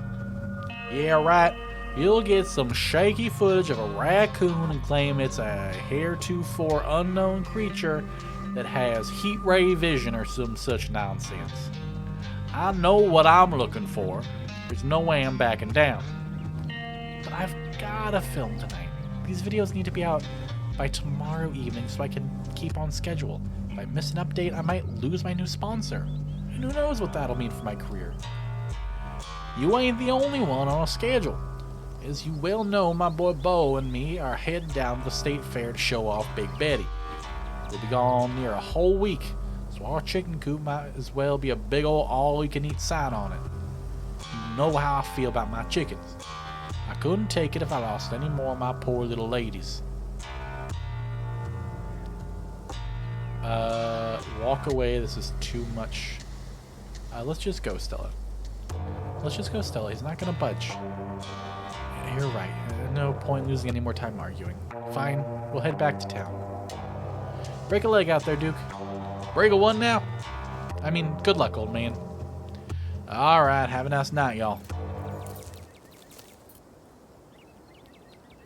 As you and Stella return to the trail, she carefully looks back the way you came. Okay, the coast is clear. There's no way we're letting Duke edge us out that easy. Come on.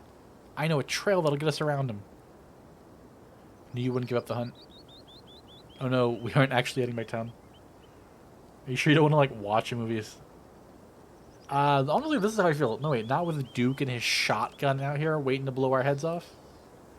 Nuh-uh, no way, not with Duke and his shotgun out here. I like my head intact, not blown to pieces, thank you very much. Well, I understand your fears. Cinnamon, this is an opportunity for a once-in-a-lifetime adventure. Seize it while you can. Oh, you don't have to worry about old Duke. I've been out tracking with him before. The man sounds like a truck crashing through the trees when he walks. Even if we do cross paths, we'll hear him long before he catches wind of us. There's no shaking you, is there? Oh, fine. There's no shaking you, is there? You'll just follow me until I finally relent and go monster hunting with you.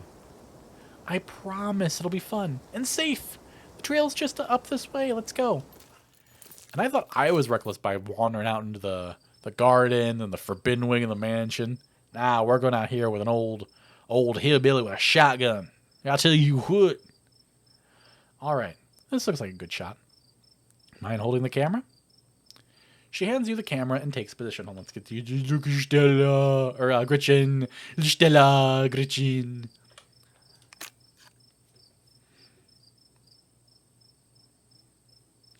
So many horror movies have trained me to be afraid of this shot right here. Nothing's going on. There's nothing ominous really happening. But horror movies have ingrained this shot to give me a sense of unease. Ahem.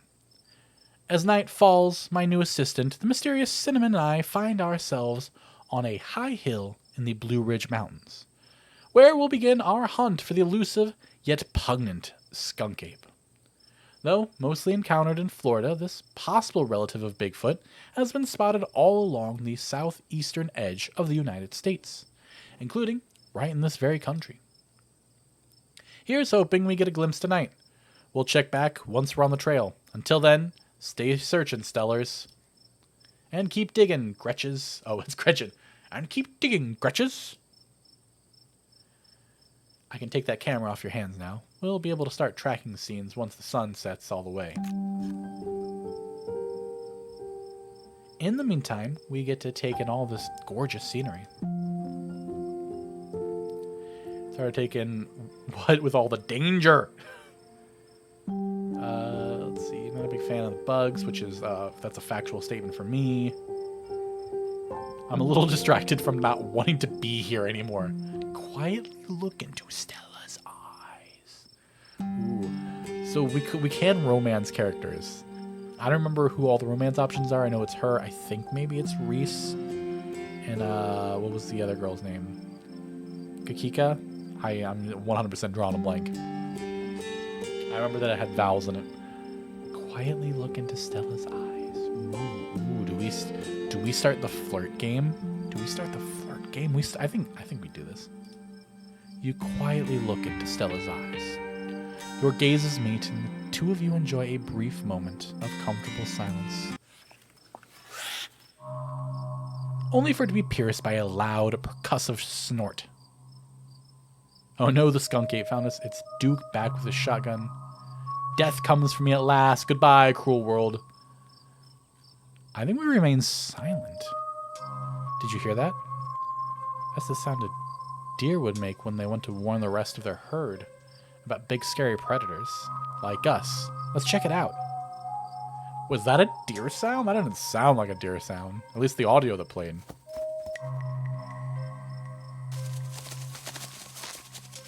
As you and Stella hear the footfalls of animals retreating into the woods, she searches for her flashlight. Ooh, Jesus. A single deer remains behind, staring down the beam of light, while Gretchen whines and pulls at her harness. Pain, rot, decay. A deer. Let me at him. How dare you infringe upon my dearest Stella's personal space. Let me at him. And then it's gone. Jeez, Gretchen, calm down. You're going to hurt yourself. Oh my, it seems I was almost consumed by blinding rage. How very unladylike. What must you think of me? She cannot handle deer. When she gets like this, I usually have to pick her up and hold her. She has a bad habit of slipping her harness when she wants to go after something. You're too much of a potato. And they don't make harnesses to fit potatoes, do they? I think that deer was threatening us. I don't think it was. Was it? I think it was just commenting on how fucked up it was. There's something wrong with that deer. Did you see its face?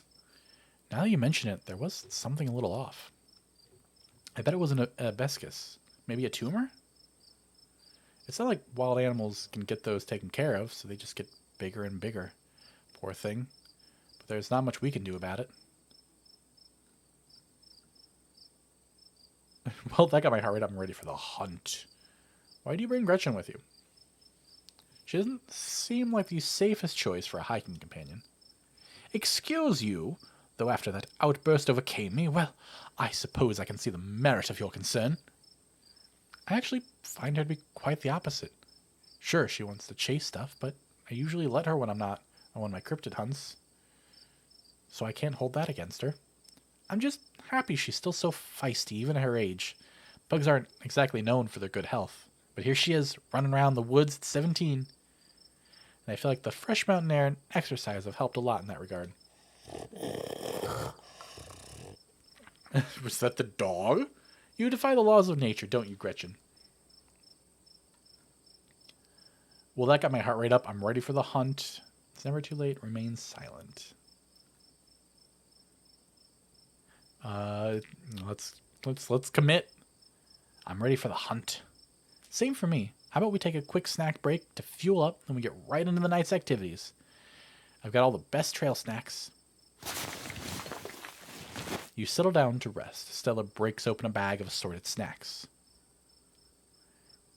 Take the snack bar, take the dried apricots, take these sesame sticks. Take the snack bar. Maybe. Try to take a snack bar. You grab a snack bar. Excellent choice. A good source of energy and chocolate. They're cherry and cashew. I hope that's okay. I like to make my own, and I tend to make them with my favorites. But I know that's not everyone's bag. I'm just a big fan of food. Black cherries, nah, it's a good combo.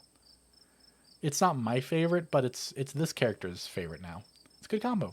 Who would turn their nose up at dried cherry? And cashews are always an excellent choice for a nut bar.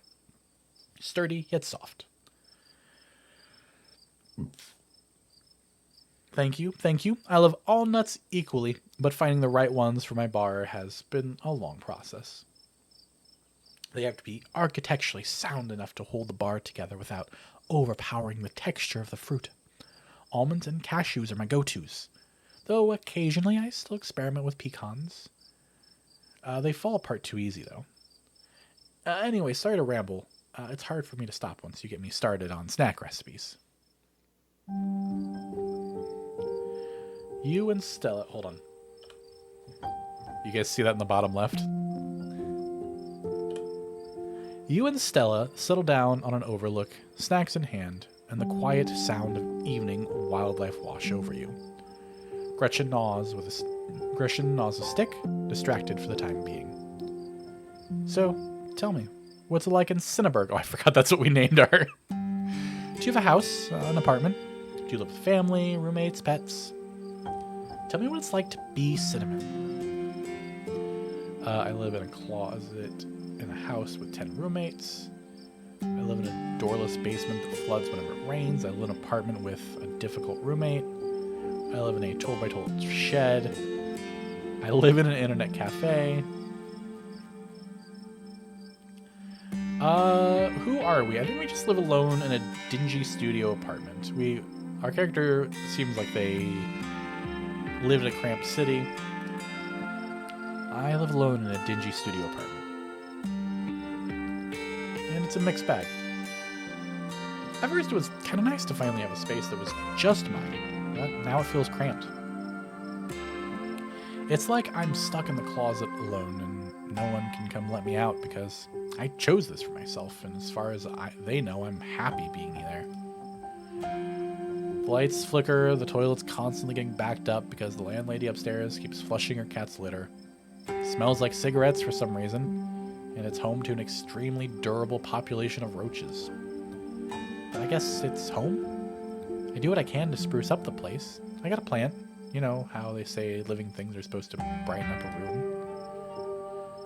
When you put it like that, I wonder if staying in that old mansion is a step up or a step down for you. Maybe just a step sideways. Have you tried looking for a different place, or maybe finding a roommate? There's gotta be a better apartment than that in a big city like Cinnaburg. I've had enough bad roommates. I've been saving up. I've thought about finding roommates. But I haven't really landed on anything yet. Maybe I'll look into it when I get back. Oh yeah? So, what do you do for a living? Ooh, alright. Now we get to decide who we are. I'm a first-year associate at a big law firm. I sell arts and crafts on Etsy. I build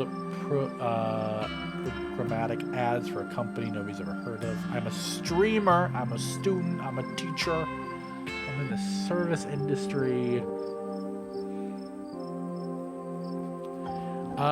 Do we say we're a streamer just to stick with, like, the theme that's going on here? I like this little fantasy. I like this little idea. We're a streamer. We live alone in the studio apartment. We're barely getting by. I think it's like a cute little relatable character story for us, for our character. I'm actually a streamer. Oh, no way. A fellow content creator? That's awesome. I knew we had a lot in common, Cinnamon. What sort of streams do you do? I play video games. I wish I could do some of these other ones. I can't do art. I can't play music. I don't know how to cook. I'm not entertaining enough to talk to people. I play video games. I mostly stream video games. That's cool. I'll have to check out your channel sometime this week. How do you like it? I wouldn't trade it for the world. I used to like it, but now I don't know. I kind of want to go with this one because I feel like narratively our character is we're hung up on everything that's going on. We're at a hurdle in our life, and this horror game is the motivation that gets us over that. These little eyes in the distance agree, I think. I wouldn't trade it for the world. Most people I meet tend to raise their eyebrow when I tell them what I do, but I love it.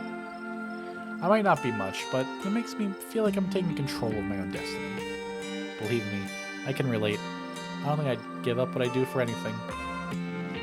For a moment... Oh, the eyes are gone. For a moment, you think you catch something in the tree line from out of the corner of your eye, but before you can see anything, it's gone. I think I saw something out there. It might be a skunk ape. Do your best to pretend it isn't watching us. We don't want to scare it off. Let's go after it. What about you? What's your living situation? Well, Gretchen and I live in a little house just outside of town. It's actually the house I grew up in, so it has a lot of pleasant memories attached to it. And I'm glad I could keep it in the family. My great-great-grandfather built that house. He must have done a great job because it's just as sturdy as it's ever been. Keeping the house in the family? Is it just you? Yeah, it's just me and Gretchen. My parents died a few years back, but it's okay. I've done my mourning. Life goes on, and we still get to live in our beautiful family home. Just me and Gretchen. It could be a lot worse. What were they like? Did you get along? They were amazing. Two of the nicest people you've ever met, and interesting too. My dad was a bit of a regional legend among hunters and trappers. He was always out in the woods and the trail for something, and we certainly had some interesting dinners because of him. He had to learn how to fend for himself, you see, since his family didn't have much growing up. So he learned how to hunt and trap and got damn good at it.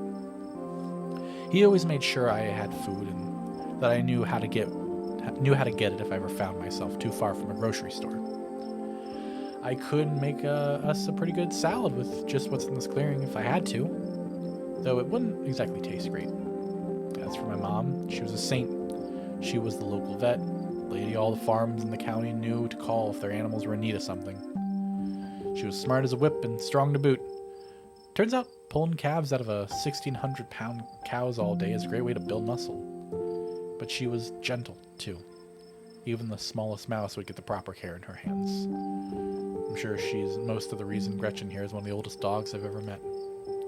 So, yeah, those are my parents. I guess we're both members of the Dead Ops Club. Would this work here? When I said it earlier, it's like, oh, it's my... I guess we're both members of the... I got an achievement. Welcome 2 characters in episode 1 to the Dead Moms Club. I guess we are.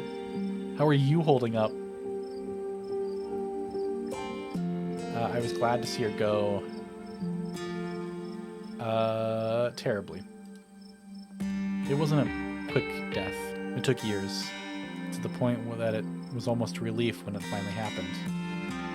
But then it sank in that she was really gone, and I was utterly alone. And then the hospital bills started to come in, so yeah, I'm not taking it well. Yeesh, Can't even imagine how bad that must be. It's just salt in the wounds at that point. Whoa. My stars, what was that? Stella immediately packs her bags and slings it over her shoulder. Everything else just went quiet. Yeah, why are there no more animals? I could hear all sorts of wildlife just a second ago, and now it's quiet. You're right. Whatever made that sound is close. Here, hold Gretchen's leash for me. Let's check this out. Oh, I'm about to get somebody fucking killed. You and Stella inch towards the tree line as she shines her flashlight into the woods. Do stay close, Cinnamon. I wouldn't want any harm to befall you. Talk to animals. As you approach, a series of weak clucks call out from a nearby bush. Pain! It's all pain! Maybe Duke's birds weren't eaten after all.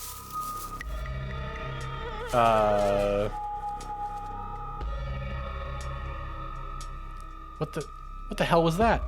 Hold on, I gotta play that back. Holy shit. I'm guessing it must be maybe 2-3 feet tall. Doesn't look hairy either. So I think we can rule out Skunk Ape. But whatever it is, has one of Duke's chickens. It looks like it's heading north. Let's go after it. I was on board with this whole thing, but now that we've found something, do we have to follow Stella? We're just going to follow Stella. We got to stick together. You follow Stella as she sprints into the unknown, Gretchen excitedly pulling you along by her leash.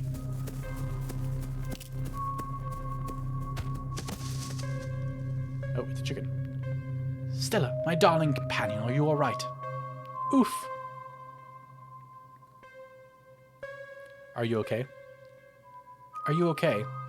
Yeah, I'm all right. I just tripped on something weird. Oh no, that poor thing. It must have been one of Duke's. Oh, Jesus, it's still alive. Don't go near... investigate the chicken. Oh, bad choices. Bad choices. Investigate the chicken. You move towards Stella to get a closer look at the chicken.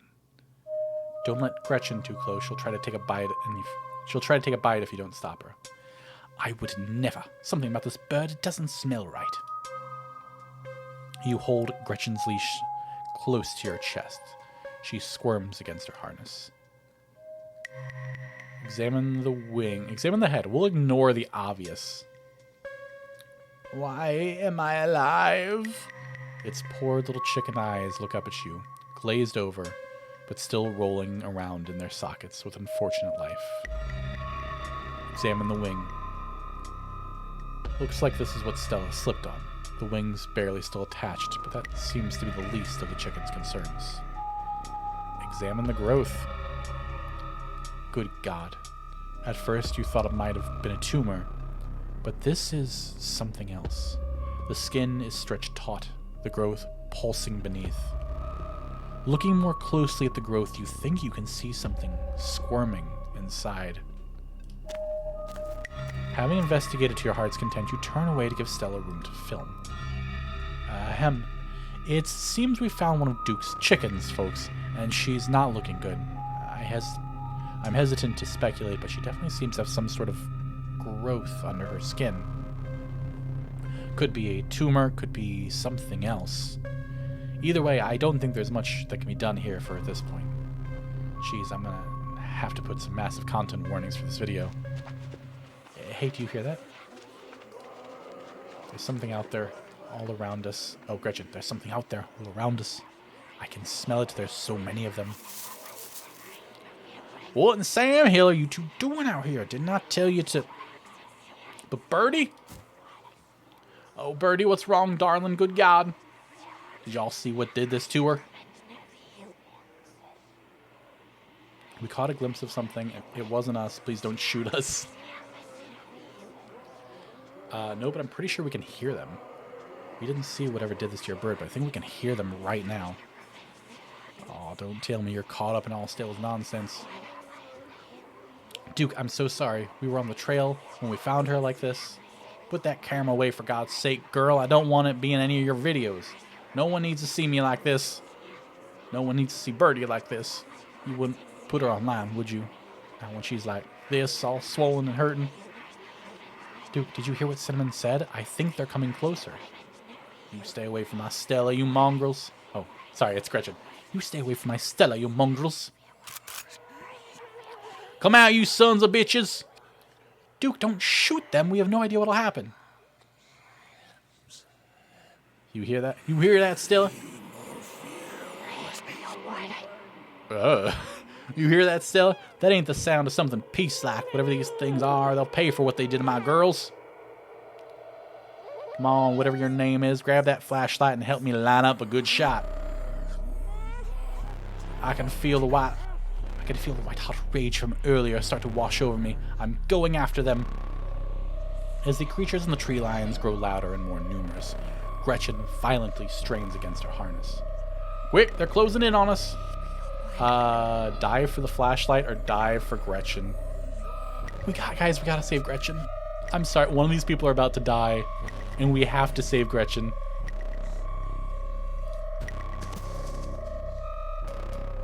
You dive forward and scoop Gretchen into your arms just before she manages to wriggle out of her harness.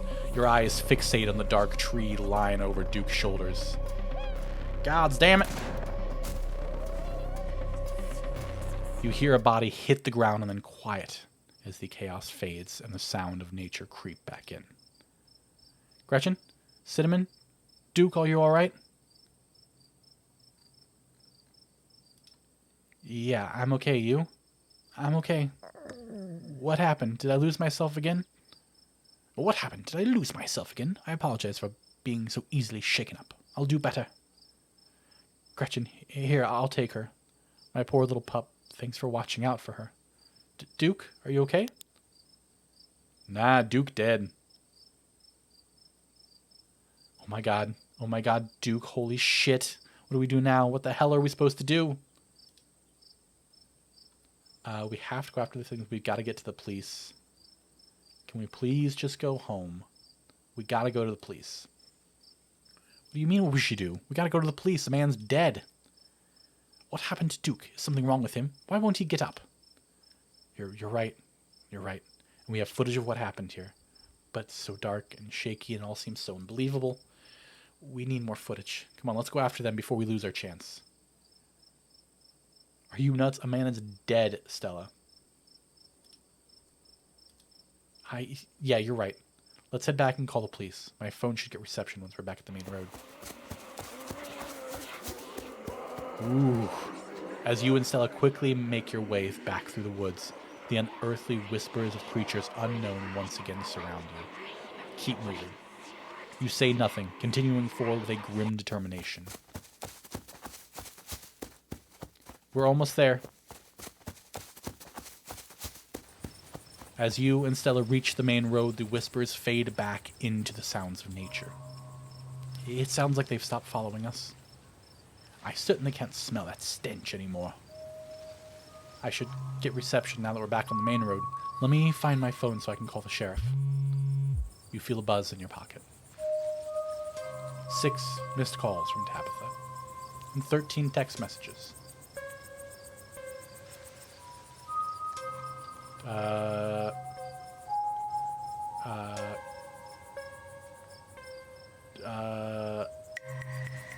Text her that you're okay.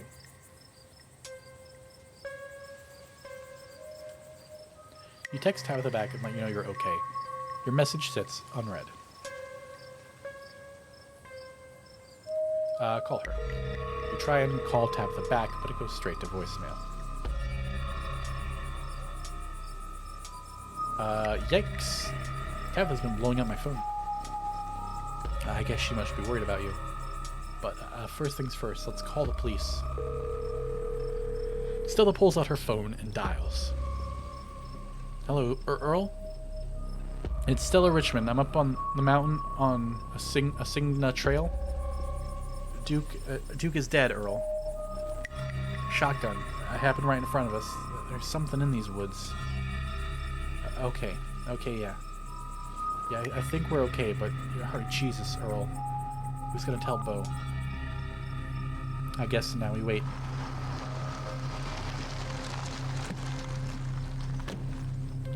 takes a little while, but eventually a patrol car arrives at the scene. Out of it walk 2 officers, Sheriff Hugby, a friendly older man, and Deputy Franklin, a serious man wearing sunglasses, despite it being the middle of the night. See, right there. A thing jumps out of the woods, then a shotgun goes off. What in the Sam Hill? What is that, some kind of Pillsbury Doughboy? Couldn't be a naked maniac. No, there was more than one. They chased us through these woods. Whatever they aren't human. And they killed Duke. We're gonna have to confiscate this camera, Miss Richmond. If you don't mind, this is evidence. But okay. Let me just turn it off to save battery. You notice Stella pop something out of the camera and slide it up her sleeve. Here you go, Deputy Franklin. We appreciate your compliance with the law. We'll get a team out in the morning to retrieve the body, but for now, Sheriff Hugby and I... Please, call me Earl. Earl and I will escort you, and who are you exactly? That's Cinnamon. She came into town today for the funeral. Cinnamon? As in? Tabitha's cousin.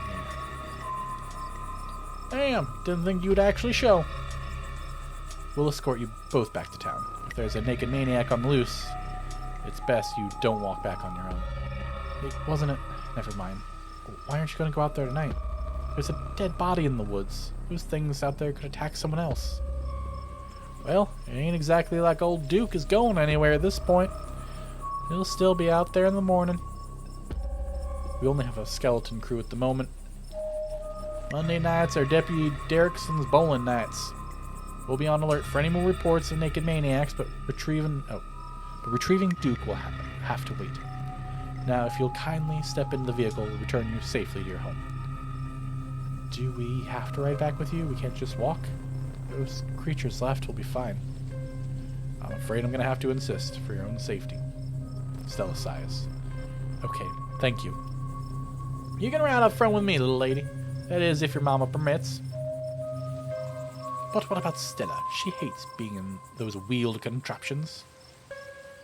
Sure, you can hold Gretchen on the way back to town. The cops usher you and Stella into the back of their squad car. You are just the cutest little thing, Miss Gretchen. You are. Sheriff Hugby pats Gretchen on the head affectionately, but she remains wholly focused on Stella. A worried look stretched across her little pug face as Hugby scratches behind her ears. Stella is quiet and stiff next to you, back rigid as she stares out the window, jaw clenched. Oh, my poor Stella. Neither one of us much likes these awful metal beasts. If only I was able to comfort her. Confound this old man who reeks of coffee for keeping us apart.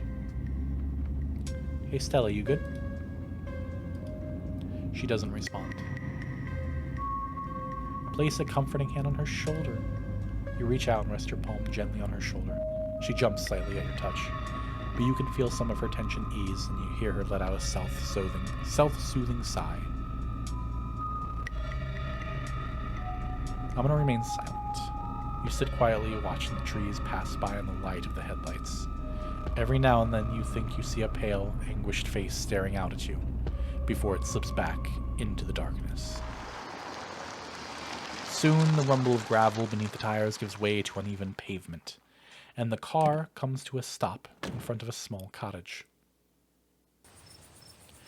You two stay out of trouble. We'll have all this sorted out in the morning. Just get a good night's sleep. And you, whatever your name was. Cinnamon. Sure, you're in town for the funeral? Good. Don't you go leaving before then. I imagine we'll need to ask you a few questions about everything you've seen tonight. Stella, keep an eye on her for us. Make sure she doesn't get in any more trouble. Y'all have a good night now. Bye-bye, Gretchen. Y'all have a lovely evening. If any bugaboos give you trouble, you know how to get in touch. And here you are, back in town, away from the woods with no one but Stella in sight. Holy shit. Okay, Stella, why the hell would you have to go walk home?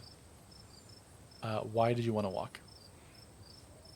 I hope you don't mind me asking, but why on earth did you want to walk home? That's a fair question. I've just had some bad experiences with cars. I don't know how to drive them, and I don't like getting into them unless it's literally a question of life or death. Which I guess tonight was. Sorry if I weirded you out. God, what a night. You seem a little blasé about everything. They sure seem a little blasé about a man's death. I can't believe they're waiting until morning to even start looking for him. Who knows what those things are doing to his body right now? I believe that they are well-intentioned, if in over their heads. What's worse is I think they implied that you're a suspect, even after we showed them all of that footage. The truth will get out. I mean, honestly, my pessimistic, I'm like, I'm fucked. The truth will get out. Even if they don't believe that footage, those things are out there in the woods. And something's telling me they're not going away. Yeah, no kidding. But it's okay. I'm not going to let anything bad happen to you. Nor will I, though I have little understanding of police work. I was there. I filmed the whole thing. At the very least, it'll never hold up in court. And I won't get to that point either, because we're going to do a little investigating of our own. We've got to find out more about those things. Even if we can get clear footage, or better yet, trap one of them, there's no way they can blame you for what's happened. The library doesn't open for a while, but I've read every book on cryptids they have, and never came across anything like this. There is someone in town who might have some useful information. My friend's mom. Her place isn't far.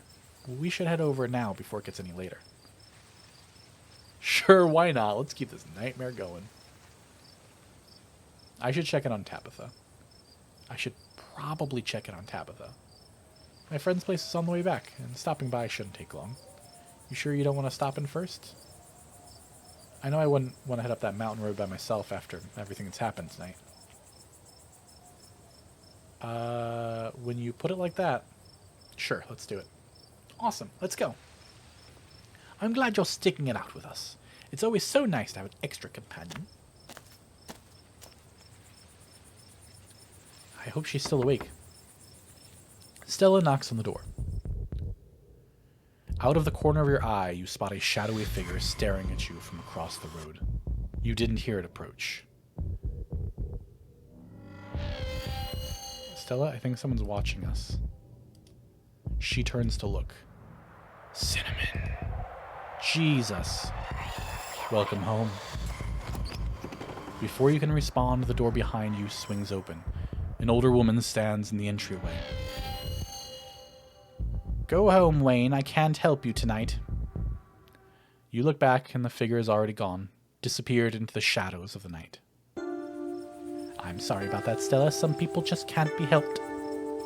What brings you out here so late? And who is this? Hi, Mrs. Forsyth.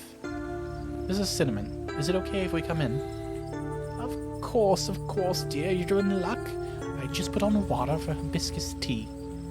And for goodness sake, you can call me Sybil. You're an adult now, after all. Welcome to my little nook. This place always has the loveliest aromas. It's nice to finally meet you, Cinnamon. I'm sorry to hear about your mother. Vivian was such a lovely soul, and she's been sorely missed in the holler. And now poor Perlane is gone as well. Do let me know if there's anything you need while you're in town. Should I offer her boiled peanuts? Who is that outside? Just a very sick man. You don't need to be worried about him. Would you like boiled peanuts? You hold out your bag of peanuts as a gift to Sybil. She offered you and Stella tea, after all, and it's only polite to offer something in return. Oh my, thank you for the kind offer, dear, but I'm afraid it's far too late for me to have something so salty. You knew my mom? Of course, dear. She was a good friend of mine for many years, and she is such a lovely woman. You should come by sometime. I can delight you with unsavory tales of her youth. How did you know that she died? Oh, Perlane was a chatty woman. Not much went on that I wouldn't get an earful of, bless her heart. I never met Pearline. You don't have to pass your condolences to me. I have no feelings about that woman. Ah, that's fair, child, but it seemed like the right thing to do. We need your help. Ah, yes, I suppose pleasantries can wait for another time. What's got you here so late? You seem troubled. You know about weird stuff, right? Unexplainable stuff? I'm not sure I follow, dear. I know which oils to use for which aches. I know a bit about classical spiritualism. Just what sort of unexplained things are you talking about? Duke was killed tonight by something in the woods. Oh my lord, have you contacted the police? Yes, and they didn't take it very seriously. They're not even looking for the body until tomorrow. Those things are out there. I don't know how else to describe them. I can't say I know much about local wildlife. My daughter always had a brighter gift for nature than I did. This wasn't the local wildlife, Miss Forsyth. Here, I can show you. Stella pulls out the card she swiped from her camera and pops it into her phone. I wasn't about to just let the police hold on to this. At least not before we had a chance to make a copy. Smooth? Those cops wouldn't know what to do with that footage anyway. Imagine if they accidentally erased it. Exactly. I'll give it to them if they ask again, but for now, we can examine the footage for ourselves. Accidentally erase.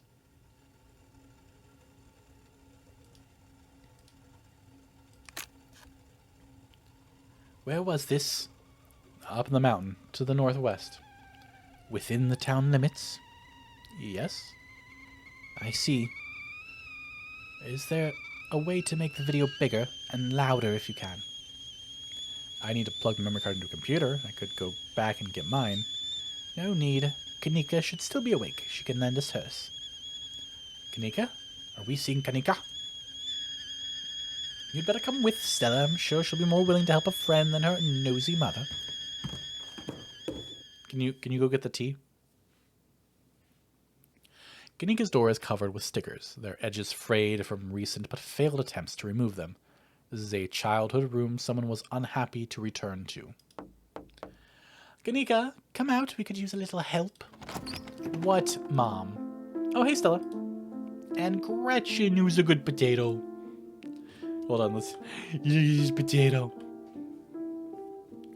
Kanika, it is me. Am I the good potato? I most certainly hope I am. And a stranger. What are you doing in my house? Oh, for Kanika. No, we're not doing it.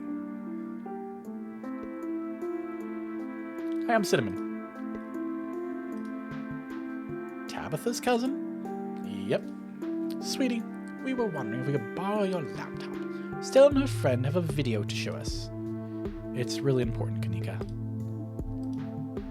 Okay. My room's a mess. I'll just bring it out here.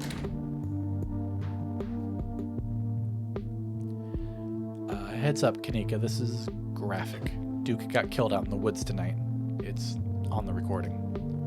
Wait, are you serious? Duke's dead? We can watch this without you. You know I have a harder stomach than any of our friends. I'm pressing play.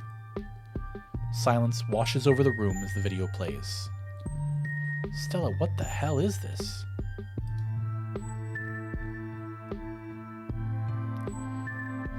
This is far beyond my ability to contribute. I'll leave the thinking to you humans. I'm sorry that you had to see this, but Cinnamon and I have no idea what to make heads or tails of it. Stella, are you okay? Did you get hurt? I'm fine, really. I'm okay. Well, I'm not fine. I'm gonna remain silent. Like, they're old friends. They're gonna check with each other before they're gonna check with me, right? Poor Duke. Poor Bo. Has anyone told him yet? We talked to the police. I hope they told Bo. But Earl and Deputy Franklin didn't seem to be in much of a hurry to do anything. I'll call him later tonight. But for now, we have something more serious to discuss. I didn't like Duke anyway. Those things are still out there. As long as there are, more people are in danger. So very true, but not for the reasons you think. These things my grandmother called them ditchlings. They are a terrible omen, a sign of great suffering and destruction to come. Mom, come on. Whatever's doing this is serious. Stop scaring Stella and Cinnamon with this Talipo crap. Man just died. Have some respect. Kanika, sweetie, let your mother talk. The creatures themselves are harmless to people, despite the grisly scene in the woods. How can you say that? Duke is dead. An unfortunate accident and nothing more. Just as birds flock before a storm, the ditchlings congregate where tragedy is soon to befall. To see one is to be cursed by fate.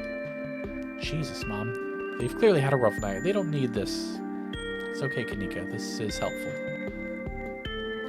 Stella, whatever these things are, they aren't magic. We can't rule that out, after what we saw. But, fine. Let's focus on what we know. Whatever they are, they're doing something to these animals. You saw the chicken in our video. What was that growth? Maybe the ditchlings were here for Duke? Nah, no, it doesn't. We could ask, though. Maybe the ditchlings were here for Duke? Like some sort of self-fulfilling prophecy? Unfortunately, no. Their presence forewarns of something far more sinister than one man's death. Stop speculating about this occult nonsense. Let's focus on what we know.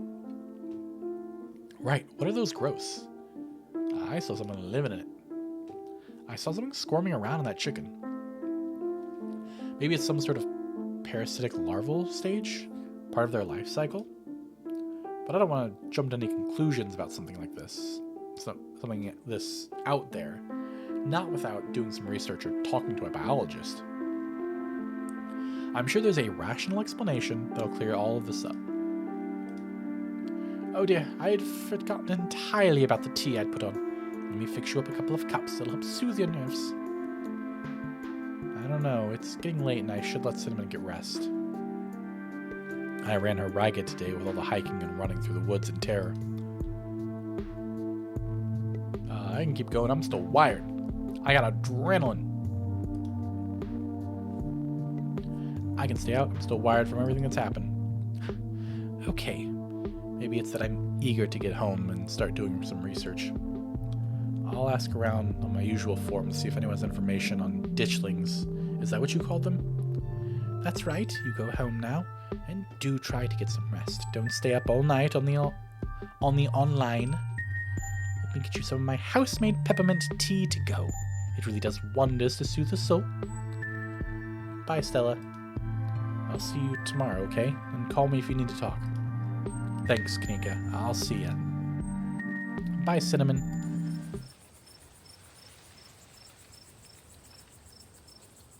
It's excellent iced or warm, though with the nights getting chillier, warm will probably be the best. Helps wake up the bones. Be careful out there, both of you. Sybil turns and closes the door behind her. What an unfortunately short visit. Alrighty, let's head back home. My home, I mean. And here we are. You're welcome to stay the night if you want. I should probably head back and check on Tabitha. Hell yeah, sleepover. We should probably get back to Tabitha. I should probably head back and check on Tabitha. That's sweet of you. Are you sure you're okay heading back up that mountain alone? Sybil said these things were harmless. I'm more terrified of Tabitha.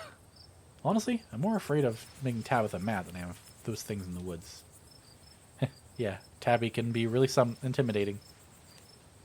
Well, I won't stop you if you really want to go back. Here's my number. Call me when you get there, okay? And good luck. You and Stella exchange numbers. I'll see you tomorrow. Yeah, we're in this together. Yeah, we are. Stay safe, buddy. Good luck, Cinnamon. You begin the long hike back up to the Scarlet Estate alone. Almost home. You've made it. Your salvation in sight, you make a mad dash to the door. As you reach for the knob, the door swings open. Where the hell have you been?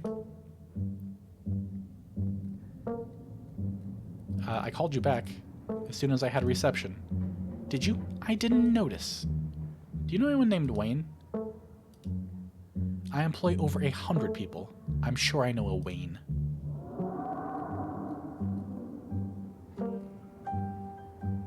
I met this girl in town. I watched a man die tonight. I went into the woods with this girl I met to find some cryptids, and it ended up with us watching a man die. Ah, so you met Stella then. Ah, that explains everything. She's got you all worked up. Going to bed. I'll see you tomorrow. Can you tuck me in?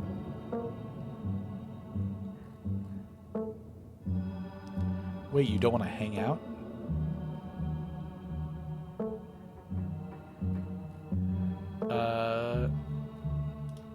Okay, good night. You're alone in the estate. The sound of the wind whistling through the house gives you an uneasy feeling in your gut. It's probably best to turn in and try to leave the night behind you. As you settle into your room, you remember that Stella asked you to call her once you got back. Call her. You pull out your phone and call. Hey, how are you? She sounds a little different, like she's been crying. Did you make it back all right? Yeah, how are you? Are you okay? Man, I kind of wish we would have stayed. I'm conflicted, because we got to get Tabitha on our side, but I also would have liked to have been there to comfort Stella. Totally fine. I mean, as fine as I could be, I guess. You don't have to worry about me. Go get some Z's, okay? I'll see you tomorrow. From the relative safety of this uncomfortable bed, the events of the past evening seem like something that happened to someone else, though you can still clearly picture the terror you felt in those moments. For now, you're safe and you're warm. Eventually, the sun will rise and chase away the monsters, and make them seem like nothing but bad dreams. Maybe tomorrow, if you're lucky, you'll wake up in the normal world and have a boring week in the mountains with your sour-faced cousin. It's a nice thought, but deep down, you can't help but worry that things will only get worse.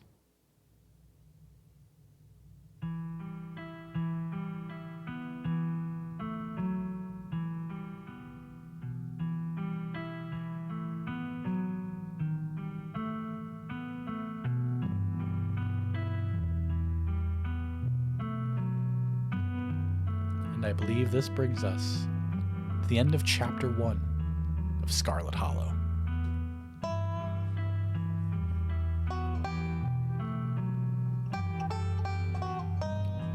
What a cool game. I love the art.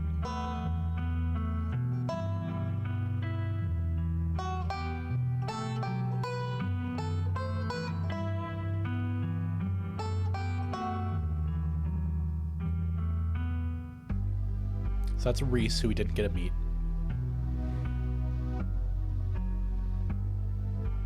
Is that blood on the floor?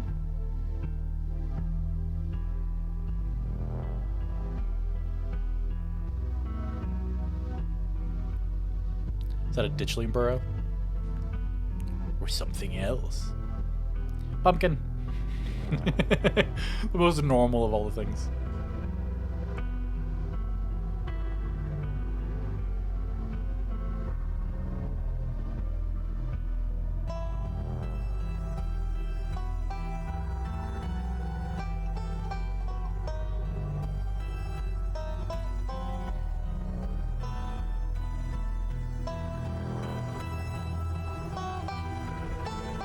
Look at all the locks on the outside.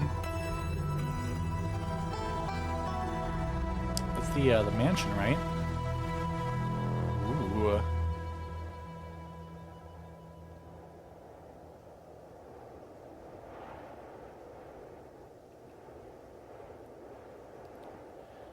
All right, everyone. Thanks for hanging out.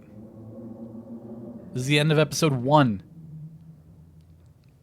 of Scarlet Hollow. I hope you've enjoyed the story up to this far. I'm super excited to keep playing.